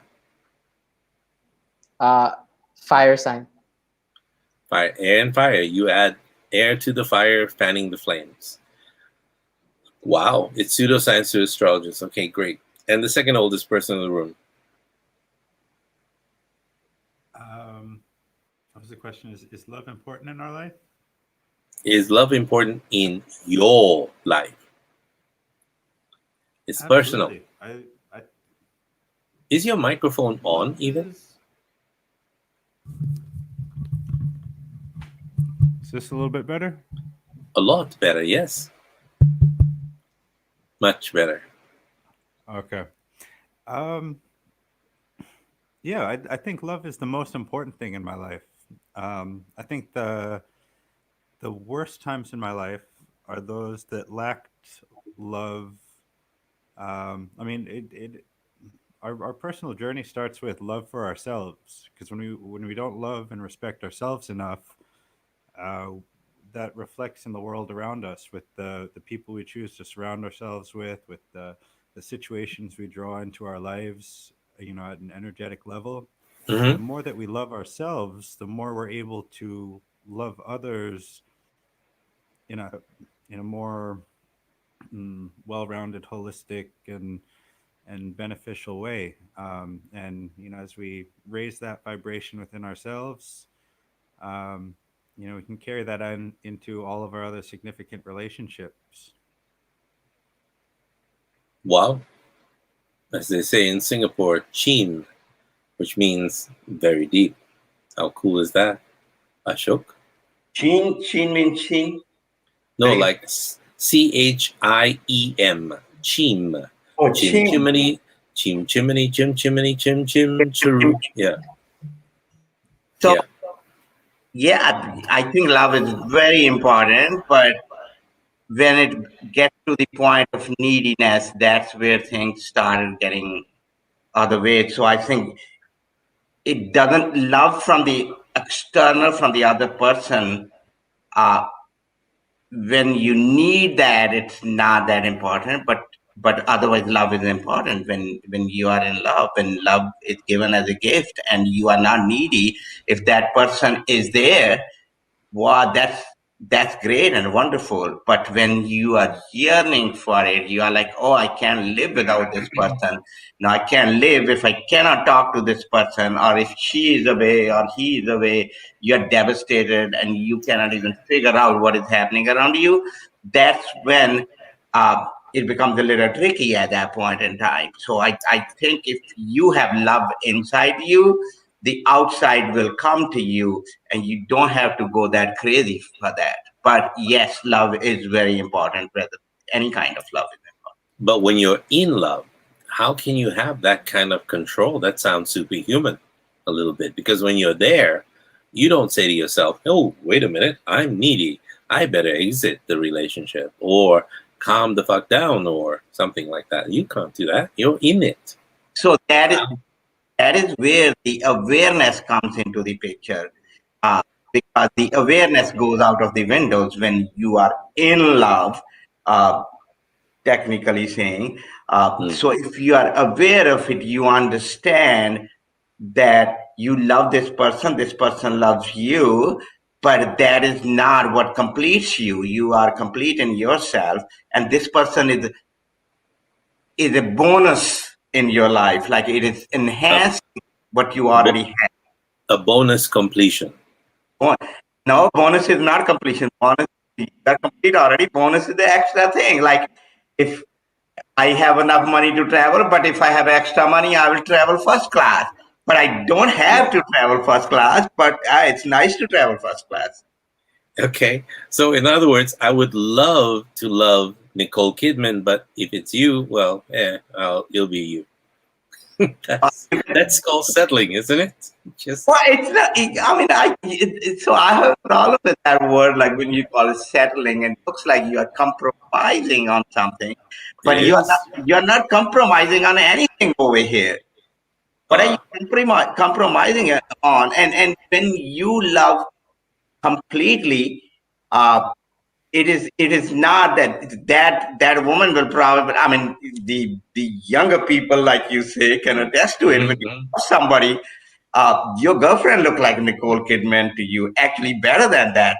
Now you will say that's a messed up thought process, but what I mean is, like, do you at that point need Nicole Kidman? Like I had this discussion with many people on these thoughts, and that person looks so beautiful to you anyway.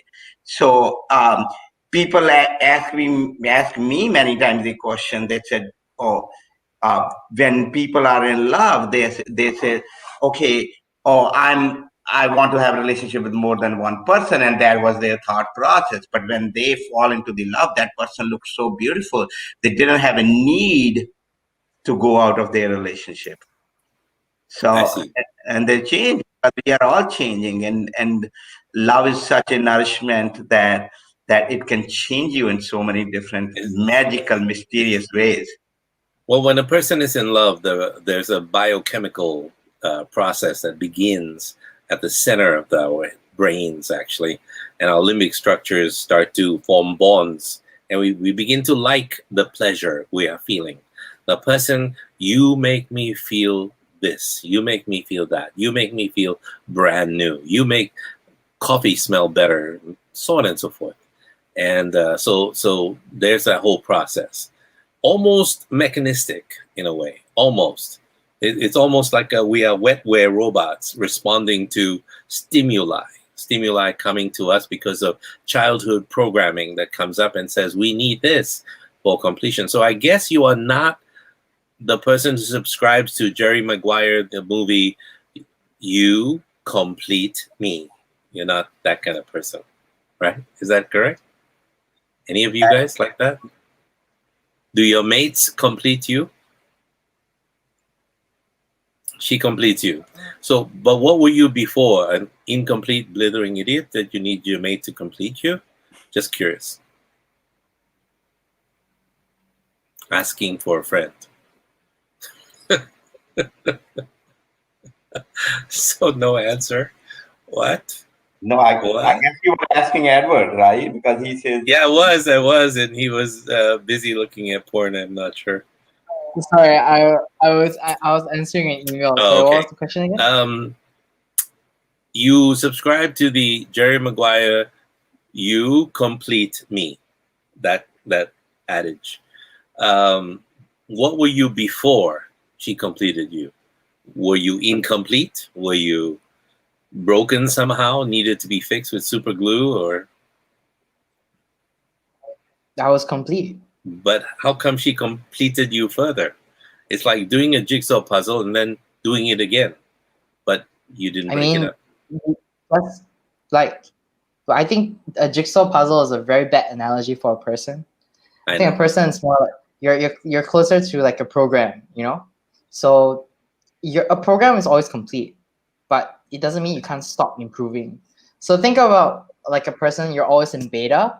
So you're every level, every step, you're just improving with a newer version, and then just happens that that version previous was version 1.1 of Edward was complete, and then when he met Reina, then now he's version 1.2, and he's still complete, but it's like an I additional like thing. that. Yeah, but you're I complete. love that explanation. I really like that. That is awesome. Man, you got to be writing this down in a book for all the geeks that are in love and da da da. This is Greek geek speak, but it makes a lot of sense. Edward, holy crap, that's wonderful. I love it. when that person leaves, are you going to drop from 1.2 version to 1.0 or zero point 0.8? No, you move up to 1.3 because now you have that experience. You learn to love yourself and you learn lessons in that relationship. So now you know maybe in my next relationship, or if whether or not I don't want a relationship, or if I want a relationship after that, and then like you think like, okay, so well, life goes on and I need to improve me, and like, I need to keep going along, So you gotta keep facing forward, you gotta keep moving forward, and just go to 1.3. 1.3 doesn't have See, Reina because it's obsolete now. Then now upgrade to now I need to love myself and realize what's the next step for me. I love that. I love that. I I, love I, that. I love how he said that. And all he does is move to a new operating system. And that's it. And now he's there and he's building it up. I love it. That could be applied in life as well. Imagine that. You and I have to talk a little bit. Your book is long overdue, and let me help you finish it. You'd be surprised how that can happen as well. So for me though, if you ask me, is love important? Well, I've been an observer for a long time. I mean, Luke knows because I left his mother a long time ago. 70, no, what the hell, 96, right? Or 97? I can't remember. Mhm. So I've been more or less alone, in and out of a lot of relationships. Some came to a possible marriage and so on and so forth. But Luke slapped the shit out of me and said, "Are you kidding me?" And he's always the guy who who is my backup plan. I said, "What the f are you doing, Dad?" And he would be the voice of reason for me. But also at the same time, how would I describe it? Have you ever watched a go-kart, in a on a field? It's down below, you're in the stand and you're watching these go-karts. I am such an observer that when I see the go-karts and I see them moving and they're having so much fun, and I say to myself, I want to participate.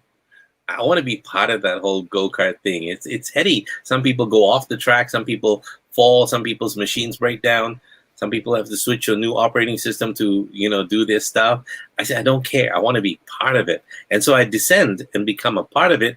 And then I say, what the hell have I done? Holy crap, I think Observer would have been more fun at some point. And so a part of me is still observing, but I'm in there having a lot of fun.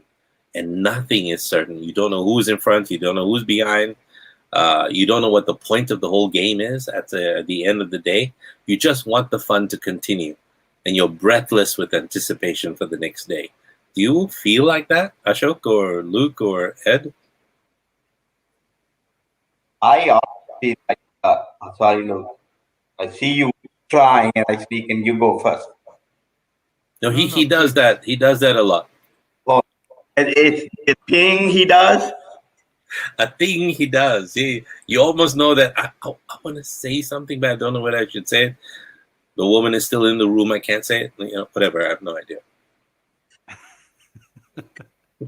So, so being an observer is like I'm a very good observer. I observe a lot of things, but you cannot be observer all the time because the fun of being an observer is that actually you want to jump in then and you want to feel what those people are feeling because that's the most fulfilling feeling. You cannot observe continuously. At some point, you have to jump in, whether your son likes it or not, or your daughter likes it or not. If you keep on observing your whole life, you did not actually experience it.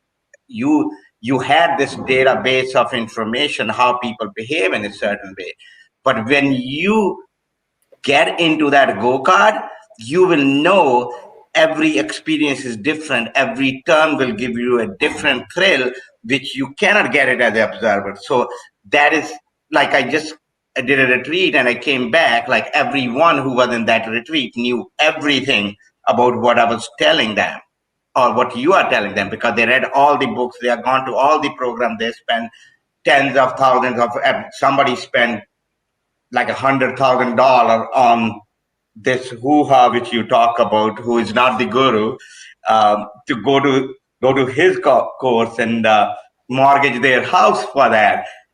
But they were still miserable because they have all this knowledge. Though now they are more confused than when they started. I would have liked to have them before even they have this, and it was easier to mold them or talk about it. But once from that observer point, what I did is I brought them to experience it. I brought them to experience all this. So you have to jump in at certain point in time uh, to experience that because experience is something we came here uh, and we talk about purpose and all those things, but I don't know about purpose, but I know we are here to experience all the emotions, whether happy or sad, and get into that one as long as we know that we are a little bit aware that we are in this go-kart going along, and we can step out of it when we want it. Like we are not attached to the go-kart. We can go back We to the observer mode whenever we want. yeah. So I was trying to take a view that we could always fall back to later and so on and so forth. And that's another lesson for another day, and we'll do that. I wanted to specifically address today, and we'll come back to that now because we've got about half an hour left, to ask when you're already in that relationship, now we know the whys and the hoo-ha and everything else, and when that relationship ends, How do you get over, or if that person maybe not doesn't end, but you have a broken heart? How do you people deal with a broken heart? I can tell you how psychologists do it, or psychotherapists and mental health professionals do it, but how do you guys do it? Young people, anybody want to start first? I'll tell it, but you go ahead. Okay, Luke. He's pointing to Luke. Um, I think the best way to get over it is to look at what you miss about that relationship. What why is it that you're feeling the pain? And balance yourself between driving that go-kart and being the observer. So observe yourself driving around the track, and what did it add for you? What were you anchoring upon it? And what do you actually need going forward? What do you want to experience going forward? Um, from a practical side, if you're in it and feeling it, and you have a hard time removing yourself to take a bird's eye view of what you're experiencing, the best way is to embrace, good friends around you, family, get outside, um, Yeah, and really just you see, the grateful thing for is, everything else that you have in life. Luke, when somebody breaks up with you, though, you're gonna feel a flood of emotions. It's a trauma. It's a shock to your system. Like any other type of emotional shock, you really want to be really gentle with yourself, and you allow yourself to feel your feelings at that point. But because you're not able to do any of those things. I mean, stay calm. I mean, now you can because you're in it. You're in a relationship. But when you're out, yeah, how do you do that? I'm talking about the people who are at that point where they don't know the first thing about what to do, you know? Because a psychologist would say to people, feel your feel. Feel your feeling. Yeah, feel your feelings. Okay, there's no other way. Is there another way? No. Feel your feelings truly. Don't try to uh, compartmentalize them somewhere and try to erase them and say it never happened or be in total denial. Because the days following a breakup, you have to allow yourself to cry and acknowledge that breakup is like any other kind of loss. And with loss comes these five, you know, stages. I think it was last week or the week before we talked about the stages of grief with Chris Farta. Remember that? Denial, anger, bargaining, depression, and acceptance. You're going to go through all of these things, but you have to take your time. So that's where I want to bring the discussion to, because during that process of doing that, you have to validate your feelings by saying things like, uh, "Why wouldn't I feel this way?" Or, "Of course, I'm experiencing this emotion. It's okay to feel bad. It's okay to feel angry. It's okay to feel not mistreated. What's the word? Abused, or whatever the case might be. To feel taken advantage of." Things like that. So I want to go there, if it's possible. And I know it's opening up a can of worms, but I'm not saying when you feel your feelings, the caveat is don't become your feelings. That's all. That's all. Just don't become your feeling, but feel them.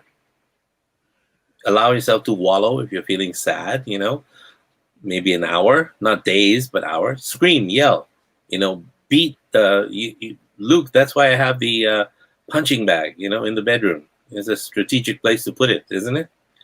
Oh yeah, Yeah, that's that's been very useful. knocked I've over seen you. ceiling 15, 20 times by now. Yes, it's still lasting, and I've seen you hit it after a breakup like nobody's business. And I said, whoever that woman is, holy crap! You're just projecting all of that. So, yeah, feel fully.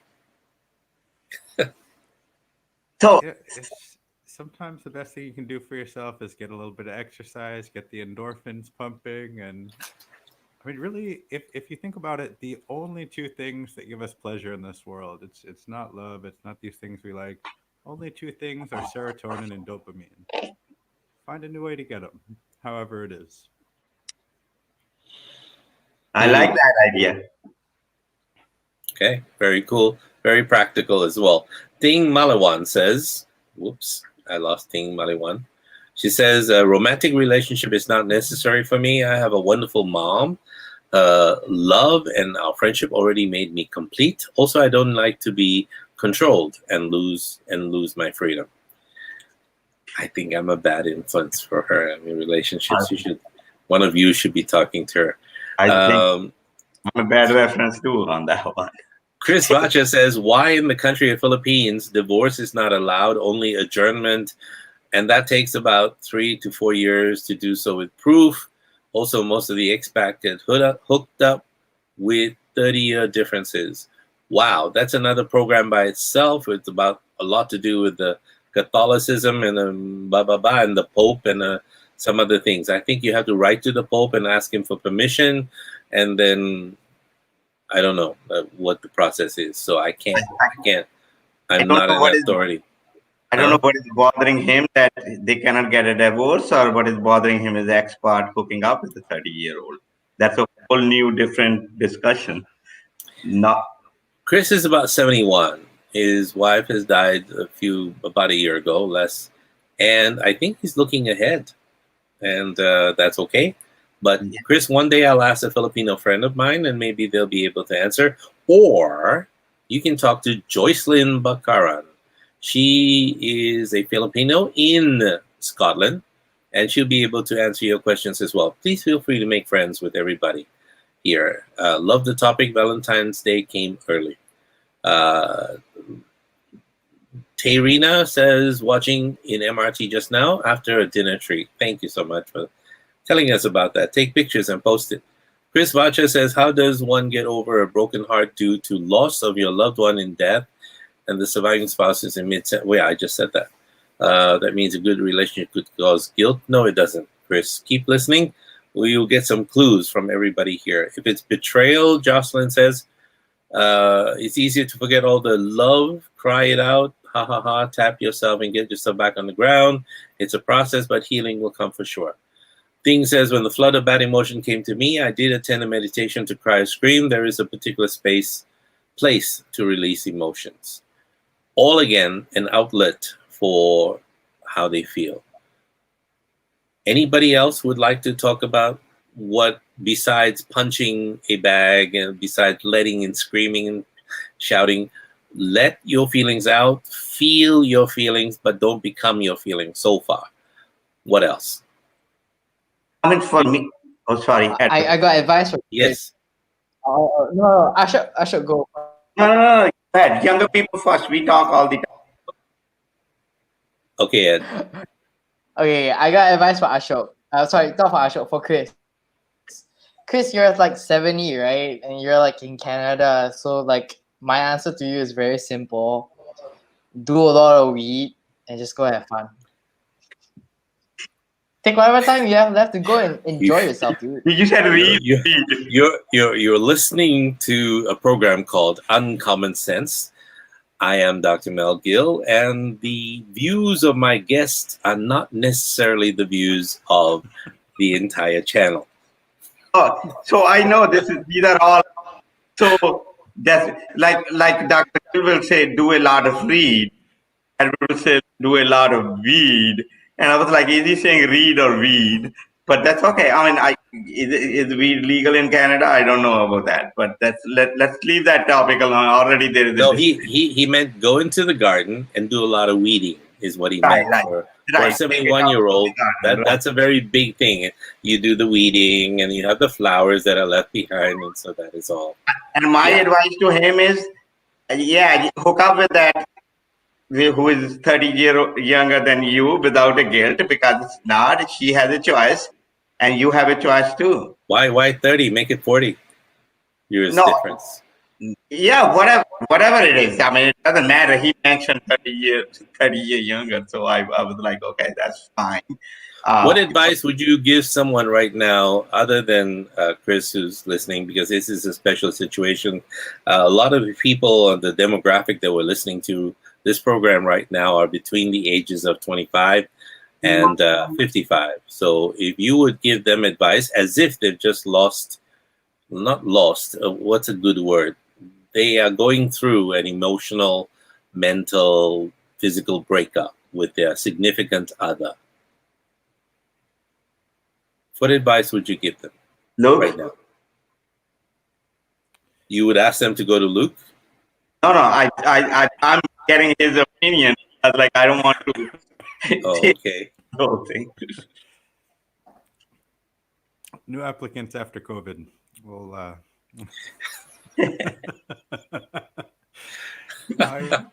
would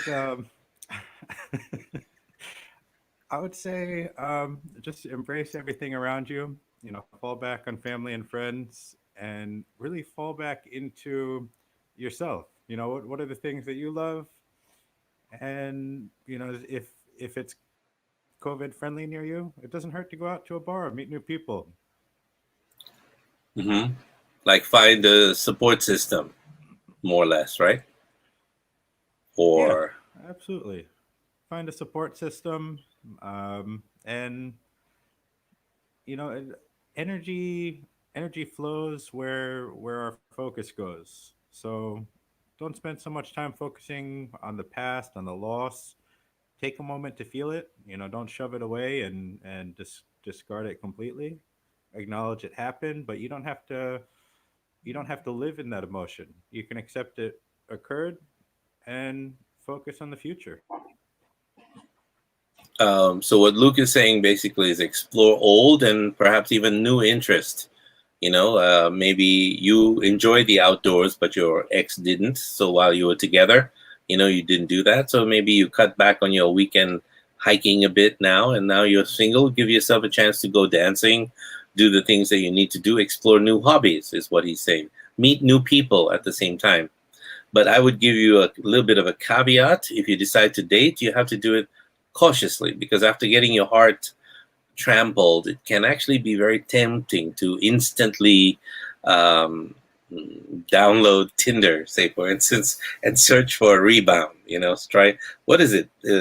Left for like and right for not like. How does it go? Other way around. Or It's the other other way way around. around. Oh, that's what I've been doing wrong. Damn it! I've been I've been swiping left when I should be swiping right. No, you didn't know. You were right, left, right, left, right, left, whatever it may be. But I would warn people not to start dating too soon Yeah. after a heartbreak, because you don't need to want to push yourself like before. You have time to. Um, uh, you don't want to avoid your feelings. You want to be able to feel them, go through them, and you don't want them to have to come back and bite you if you haven't processed them yet.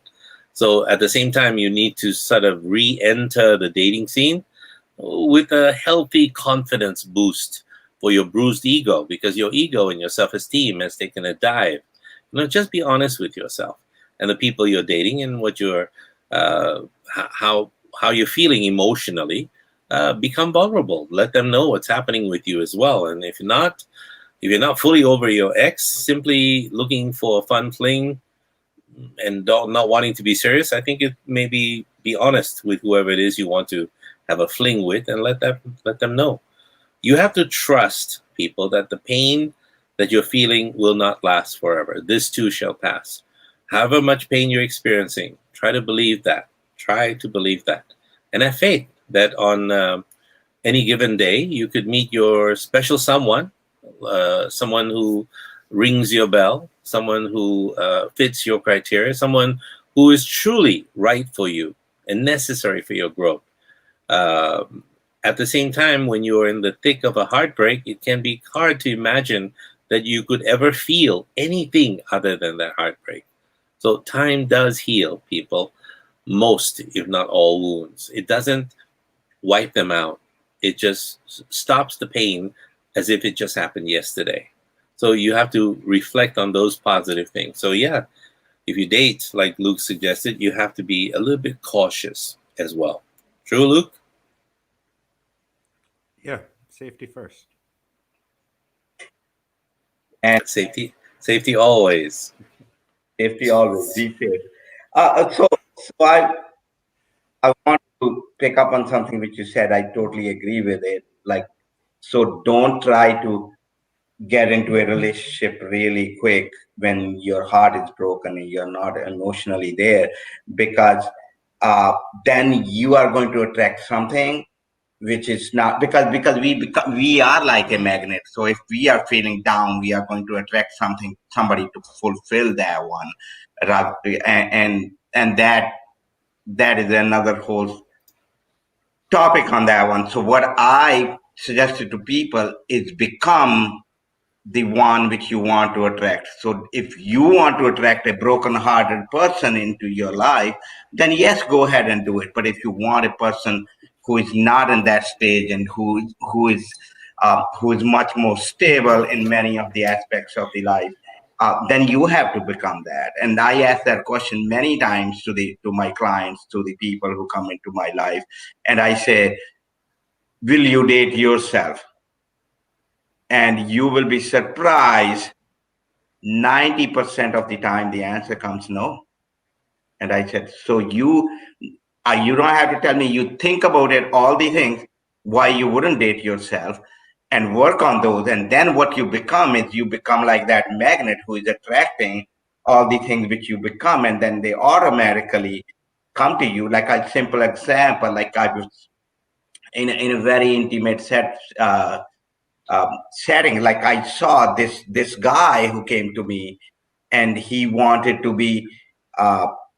wanted to um, propose to this girl or get hooked up with her or whatever. And I said, you are never going to do that. And he was like, but you are supposed to help me. I said, the way do you see how she is? And he said, what does it mean? I said, she's always playing, she's jumping like a butterfly, and you are the serious guy. It's not, even if you attract that, that is going not going to last forever. I said, you have to become that person. But I have never seen a butterfly land on another butterfly. Yeah, I know that, but you become a flower for that butterfly, which is fairly still and quite distinct from a but it butterfly. has a nice fragrance, so that and a honey that she will get attracted to it. So in other words, instead of becoming like the butterfly, you must become something the butterfly wants. You have to offer and bring to the table something the butterfly needs, wants, cannot live without, and will land on you. But to become like the butterfly means that, yeah, because it's like a bee becoming like a bee, and I land on a bee. Or if you're a dolphin, you don't want to land on another dolphin. You want to land in the ocean and swim. So the thing is, that is important when you are first trying to impress that person, that you want something which that person like. Okay, yes. but then after that, you become that person which that person is. So I brought the playfulness concept in him, and I said, you don't have to do anything. And in that setting, once he becomes so playful, he didn't even have to do something. She landed on his lap, literally. And she didn't even know that. It's the energy. She had got no idea she's doing it. I mean, what I did is to make that person that he started into that field, which is a butterfly flower field. But the flower is needed for the first time. But to keep a long-term relationship, you become that in that energy field, and then they automatically get attracted to it. So, if you're listening to Ashok Thakur right now, what you should be doing is to think like a butterfly. And if you do so and become this person the butterfly needs as well, you will get a lap dance like really quickly. Is that correct or no? But I was coming to that point that when you have a broken heart, and that's what most of the people do, they try to compensate their feelings of hurt by falling into love again, like a rebound. And that is and then they wonder why it didn't last that long. And then they break up with the other one and they try to do it again. But at that, I will say, when your heart is broken, you are in that situation, that is the best time for you to become a better version of you, where you will think like, what were the reasons why this happened to you and how you can make yourself better, because you are not going to change other person no matter what. And once you become that person, that relationship, that love, or whatever you want, that will be landed in your lap, and you get a lap dance for that. May I summarize for you? Yes. What Ashok is saying, in a more practical sense, is that if you have your heart broken, don't be that morose person moping around and saying how bad you are and how bad you feel and look like shit, basically. You need to be happier, because no one who has a bucket list for who they want as a mate has depression on it, has suicidal on it, has pain in it, and so on and so forth. No fun, and so on and so forth. So I want someone handsome. I want someone who's rugged. I want someone who's adventurous. I want someone who's smart. I want someone who blah, blah, blah. I want someone who's depressed and crying. Wait, what? No, it's not there. So Ashok is saying become a beautiful thing, and people will come to you at some point. But yet at the same time, recognize that you are still going through the throes of a breakup. On a physical level, you have to understand that there's something happening with your brain. The pain is physical. And so what I tell a lot of my clients that come to me, instantly getting over the pain or starting to get over the pain, you have to begin a physical series of re-anchoring. You have to lift up old anchors that are linked to the man or woman or camel that you've given your life to. And now they've gone to some other man or woman or camel. And so you need to take those anchors out, erase those anchors, collapse those anchors, and start to create new anchors towards someone else or towards yourself. Like Ashok said, better to love yourself and to understand who you are, and then start to make things happen. We just lost Edward here for a second. So you have to understand this, and this is very, very important. The best way to get over a relationship is to get under another relationship very quickly. And this will be very fast. Yes, you have to realize this is not love. This is not love, but it is a way to minimize the pain of the previous love. And so you begin to understand that. Again, let the person know that you are not looking for a long-term relationship right now. Tell them the truth that you've just gotten over da. And so you need to be able to be honest with people with that. And at the same time, you have to cut off all communication with your ex, because when you are dumped and so on and so forth, and heartbreak, let me tell you, you actually go through withdrawal-like symptoms. There really is a scientific reason why heartbreak hurts so much.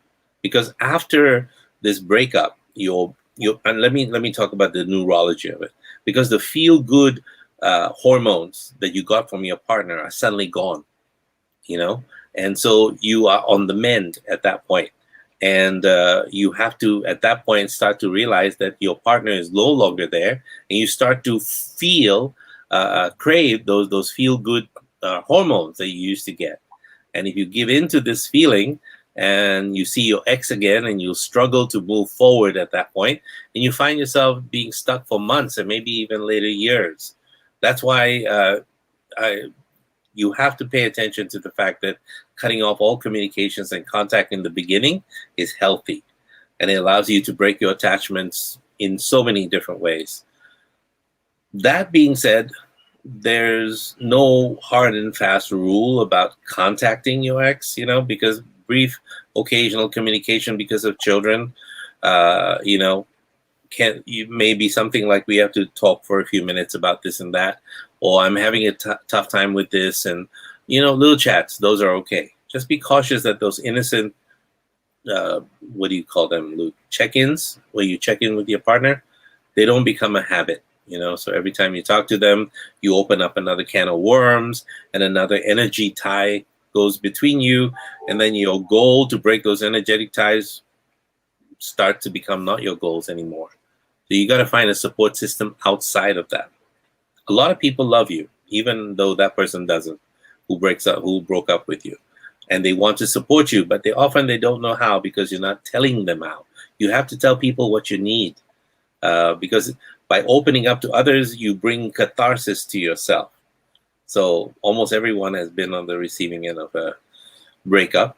Everyone here in this room, and commiserating with them or sharing experiences with them, getting counseled, being reminded that you are not alone can be quite beneficial. And this program is beneficial because of that. That is one of the things which I learned during this is, which you just said, is learn how to ask. Okay, if you, and that also goes even when you are in a relationship, right? Not even when your heart is broken and you are asking your friends or your family or whoever is that, because they don't know what you need at that point in time. Okay, it's like going to a restaurant and the server comes in and say, "What do you want for dinner?" And you say food. Now, what are they going to bring it to you? I mean, you have to be a little more specific. So if you need help, ask for it. And that goes in when you are also in a relationship. I've seen a lot of relationship broken because you don't ask for the things in a relationship. Like when the other person is treating you badly, you don't tell them because you are so afraid of saying, "Oh, if I tell her or him, we are not going to be in a relationship." But if you ask how you're feeling and you say, "I don't feel love from you today. Well, why don't we talk when you are more into your heart and you want to talk with me?" And if they will come back to you when they are in that space. And if they don't, they were not meant to be for you. Why you are struggling with them for another 5 years before getting to that point? Asking is such a important part when you are in a relationship or not. And I've gone through all these stages of it where like, "Oh, I wouldn't be nice if I asked for my needs." No, we are all, and that is the human aspect of things. We also, I mean, I'm very spiritual. I'm like, in the same example, going to a restaurant, and I sometimes say bring whatever chef want to bring, but because I deeply believe in universe. But that's not how most of the people can manifest the thing. You have to convey your needs to your partner when you are in a relationship and after that. And I also, one thing which helps a lot of people, and that is because we are trying to help, not that it is technically correct or what it is when your heart is broken, and the person say, "Oh, you're a piece of shit because you do this, you are not a nice person." Become That is the time when you have some spare time, you are not in another relationship, you scan yourself and see what is needed and become Yes. such an awesome person uh, that the other person want you. All the things like they will feel bad about leaving you because now you become this awesome person, but you are not becoming awesome person for But this, you're becoming awesome person for you, for your for next yourself, So let me summarize what you're saying. You're saying in a expansive way. I'm going to bring it down to the practical. That the person who's gone through a breakup needs to take care of themselves. That you ask yourself what you need. Not only tell your supposed new partner, but yourself, what do you need? Maybe it's a healthy salad, simple as that. Maybe it's a hot bath. Maybe it's a phone call with a friend that you haven't talked to in a long, long time. Ask yourself what you need, and also to know that the feelings of rejection and diminished self-worth could trigger unhealthy responses like over or understating um, uh, uh, your need for healthy food, and instead overeating or undereating some food that is essential for you, or even substance abuse, drinking, which could lead to a whole new depressive cycle. So exercise, nutrition, proper sleep, and all of that raises the floor on how bad you feel. So that's what Ashok is saying at that point. Am I correct? Yeah, that is correct. Like I and that's because your self-esteem is very down at that point. So anything anybody say to you bad, which is bad, you will internalize it because you are Yes. in that state. You are it did hold into, say, if you Yes. have a shield around you, it poked hole. That breaking of the relationship poked hole, and now these bad energies and bad thoughts can latch onto you much more quickly. So you have to bring your shield in a way. Um, and that helped me a lot. I mean, when I was going through the breakup, I said, okay, this is a nice time, because I could never go to the gym when I was in that relationship. There was so many conflict. Yeah. There was a gym right next to my home, and my ex didn't want to go over there because there was this gym instructor who was so hot. I'm like, okay, I'm going to go over there. And then when I go over there, I wasn't doing it for her. But when I go over there, now I look at it and I say, well, she's never going to date me if I look like this, the way I look, the overweight with my belly. So I have to be fit. And my ex told me, she said, you are so horrible that for rest of your life, no woman will ever come near you.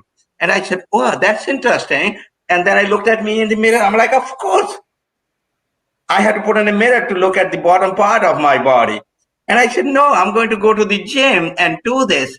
And I did that. I bring myself to a point that my ex, after 6 months, she sent a message uh, that she want to reconcile with me. I'm like, no, I'm not the same person anymore. So those kind of things help you. Plus, I had a fit body. I started eating right, and I wasn't doing it for my next partner. I was doing it so that I become that. So that helps a lot. And So let me summarize what Ashok just said is don't internalize the breakup. In the aftermath of a difficult split, for him it's a marriage, avoid thinking that you're not good enough, that there's something wrong with you. Instead, situate the problem in the relationship, if it's your partner, and start to identify that maybe it's because of their negative traits that you cannot continue with them. And then in yourself, identify and eliminate all your unhealthy behaviors. Like in the case of Ashok, he started taking up gym and everything else, or he stopped being on social media. I don't know, whatever it is that you do that is obsessive and compulsive behaviors, like analyzing everything of your relationship that went wrong until 4 a.m. Stop to do that and start to pay attention to the negatives. There's a reason why you left. Pay attention to that reason, and not feel the need to go back. Chris says something. I need you guys to address it, and then we'll call it a day, because we're 2 hours into this already. Chris says, this analogy of anchors, does it mean to get rid of mementos which keep a person anchored? Who wants to tackle this? Don't all answer at once because it confuses me.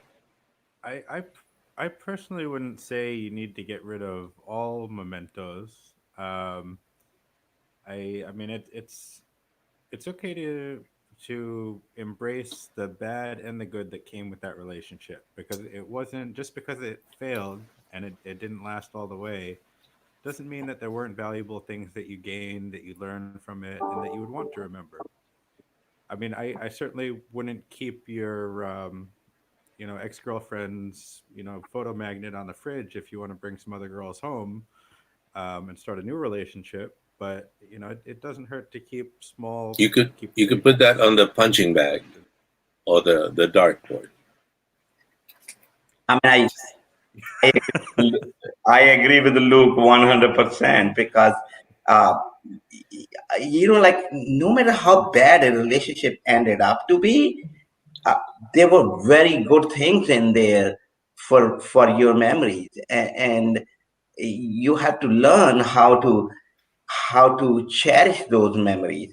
Of course, there are bad things, like, but if you think about it, any relationship, bad things happen in most relationship, unless you are getting into abusive relationship from the start. Bad things happen towards the end of that relationship. The start of that relationship was you were a flower and she was a butterfly, like I was saying, and you have so many beautiful moments. So I personally like look at the pictures, like for my older relationship, and I get so much energy from that how beautiful it was, and that also give you a perspective about where you are in your life. You're like, my life was so beautiful. I want to create that. So that is when the relationship was going good. So don't get rid of all the mementos. Um, get rid of the mementos which hurt you, which were bad. Causes pain. And Pain. Edward, what would your view? Well, on mementos and anchors, I don't know. I'm not a material person, so I don't really keep a lot of things around me that my exes give me. I lose them all the time by accident. So I don't think I have the best advice. But for me, uh, every time I look at things that my ex leaves behind that I still have, I look at them and I just try to associate happy memories to them. So I think it's not so much whether or not you let go of the items, but more of what you want to do with them. I'm a very big believer that you can't choose the cards that God gives you, but you can choose how you want to play your hand. So it's what you want to do with it that will allow you to grow from it or allow you to suffer from it. That choice is yours. Yeah. And you kept the Dr. Gill, you kept the memento, you kept Luke and Aurora about from a broken relationship. That's a memento of your marriage. I kept my kids. Not quite Those a are also mementos. memento. Like they are not physical. It's not anything you can return to And to the to Salvation Army or something like that. you mean Here, otherwise I you have a would kid I don't want anymore. The what? Are you serious? this is So, a memento from my ex. I can see. If you're tuning in right now, Ashok is writing a book called I Sold My Kids on eBay. And so that may be something you could have as well. I'll help him with that book. I So, tried. Nobody was bidding on it. They say, yeah, your stuff, you keep it. before I ask you all to do your closes and everything on to help people with their relationships, let me answer Chris. Chris, your wife, you were in love with her, and I hope you know that she was in love with you. And it's been a while. You've seen her through many things, and a lot of ups and downs and so on and so forth. But as time passes, you're going to notice that you're only focused on, and I hope this is the case, that you're focused on only the positives, the positive relationship which was meant for you. And it is said somewhere in stories and analogies and metaphors around the world, and I believe it also. There's a part of me that is not science, but the part of me that believes in the nature of the soul, and that she is now your guardian angel. So, what mementos you have of her are reminders that she has been this big positive in your life, that she has been this influence, this love of your life. Many people, Chris, don't even have a chance to do this or to experience this before they die. They sabotage their relationships. They do stupid things. They get involved in stupid relationships until the relationships end and they don't know what they had. But you saw her all the way through to the end, and she will remember that at some point. And I want you to recognize that. Keep the mementos. They remind you of her. And it's a positive thing because, hey, listen, not too long later, you're going to be meeting her. And she's going to ask you, why did you throw away that thing? And It means a lot to me. So who knows? I have no idea. When you meet in the Starbucks in the sky. So gentlemen, one by one, as we close for the evening, please give some advice to people who are hurting right now and listening and tuning in about how to overcome, get over breakups and hurtful relationship ends and how to mend a broken heart. Advice. Then we call it a night. Younger people first. Well, I mean, for me, I would say if you want to mend a broken heart, it's the best way is to feel. Because if you do not feel, you don't process emotion. If you don't process emotion, it's like work that is backed up. So paperwork that keeps stacking up because you don't process it. So yeah, feel, and it's okay to be sad. It's okay to be angry. It's okay to curse and swear and say angry words. Just know that eventually that as you say all that, learn to also realize that as you say all that, you're putting things behind you. and in front there's better things. Awesome. Very sage advice. Edward, thank you for being part of the show. Yeah, I agree with that. And you, I think the best thing after heartbreak of any form, um, is just to appreciate exactly all of the benefits that you had from this relationship. You know, be grateful for what it was. It might not have been forever for whatever reason, um, but it was a gift while it was there, and there's more gifts that are waiting for you. And just keep your head and your heart open for the new ones that are coming. Thank you very much, Mr. Gill. Appreciate your input as always.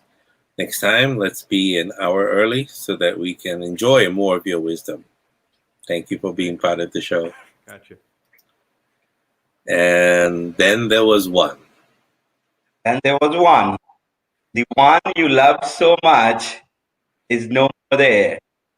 And at that point in time, I mean, feel what you're feeling. Like you're feeling sad or whatever, which already Chris said that you want to feel that emotion, just knowing that that too will pass, and because otherwise the emotions are stuck in you. And then I will take that time to scan yourself, and find out what in you needed to be improved or fulfilled by yourself, and become that better person, so that when you get into the next relationship, because this particular person where you were broke up, where you break up with, has given you certain insight what needed to be changed inside you, not fixed, but needed to be changed inside you. It told you how others see you, and that is the time for you to find out whether you are in that state where you can change some of the things about you, so that you are better for the next relationship. And that will be the time to reflect on that. And that's what I say. I mean, I would say that breakup, even though it doesn't look like that, it is a time for a quantum improvement to become better in your life, so that you can attract a better relationship in your life. And that's all. Thank you. Ashok Thakur, the quantum guru from New York. Thank you so much for being part of this program. As always, I appreciate your knowledge and your wisdom. And thank you for sharing, my best friend. Thank you. And that leaves us with one. You heard tonight about moments that were precious, but over too soon. And none of us can endure ecstasy for too long. None of us can endure pain for too long. And so this whole program was about how to not stretch that pain, how to keep it short, so that when you're in a bus or in a train, when you're riding down the road, let's say it's a bus, and the driver is in charge of you and several other passengers in your bus, and you look out the window and you're not driving, or you feel you're not driving. And when it goes through this beautiful country with waterfalls and trees and everything else around you, you begin to realize, wow, you'd like to spend more time driving through this beautiful terrain and see most of that.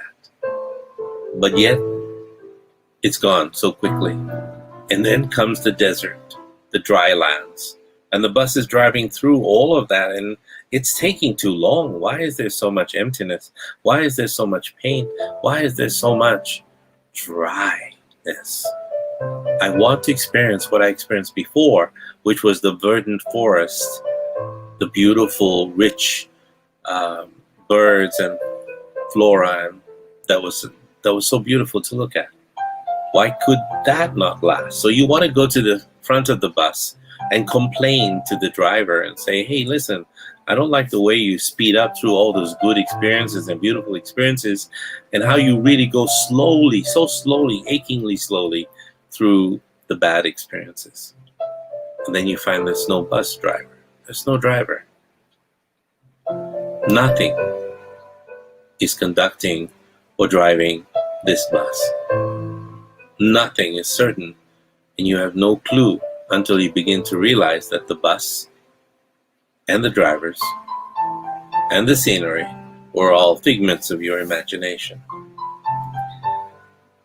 I told you earlier that a river doesn't hold all the water that passes through it, just as you cannot hold all of the life, all of the feelings, and all of the relationships that pass through you.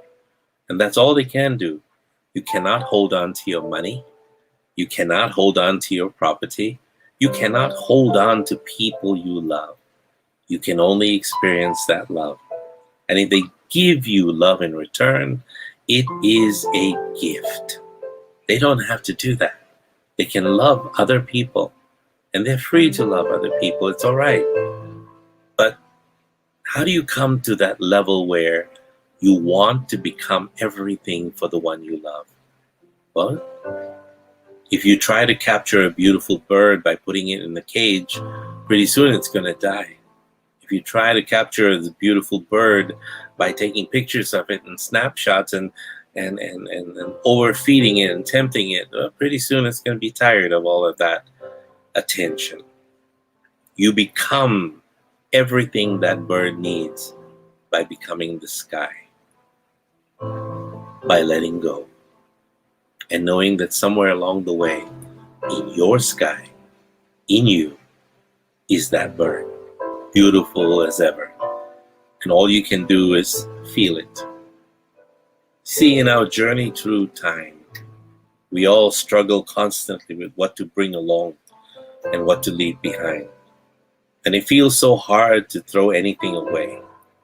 But if we don't throw things away, we will drown underneath the weight of our own making. Like Ed was saying, you don't solve your problems immediately. They're going to stack up and keep stacking up until you can't deal with them anymore, until they're too heavy to be looked at, to be able to get rid of.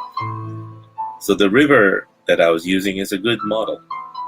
See, it doesn't own the water that rushes by, and yet it couldn't be more in a more intimate relationship to it. See, as the force of what moves through shapes the river as well, it is the same with everything we touch. The force of the water, the volume of the water, decides if the river bends or meanders this way or that way. And love will do the same thing to you. Love will move through you, and everything you love will flow through you, but you cannot contain it, but it will bend you one way or another. So in truth, there is no point in holding on to the deepest things that matter, because they have already shaped us. And the purpose of sentiment then, like Chris was saying, is to release these powerful feelings that sleep inside us. Sometimes they could be books, or cards, or shells, and dried flowers. They do this. But often we carry more than we need, seldom trusting that what these little small treasures represent is already living within us. And often the most useful gift we can give ourselves is to lay our lives open before another person, like a river.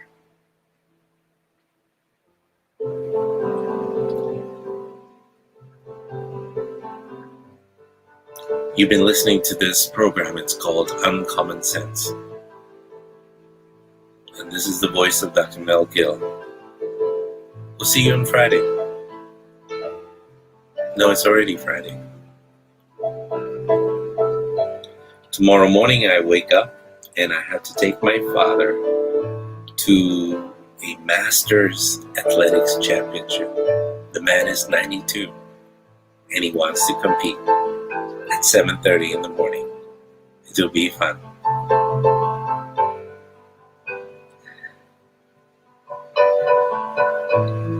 I give thanks. The reason I want to take a minute is I want to thank you for paying attention to this program for so long, and for your trust in the fact that some of these things I'm teaching you will help you in the long run. And I'm not doing this to make myself bigger, better, whatever. I'm doing this because I've been there. I've been through the pain. I am going through the pain. And I want to tell you that at the end of this life, everything is going to be okay. People will tell you that, but I want to be one of the few people that will teach you how to make it okay. And that's my purpose for running this program on Common Sense. Good night, everyone.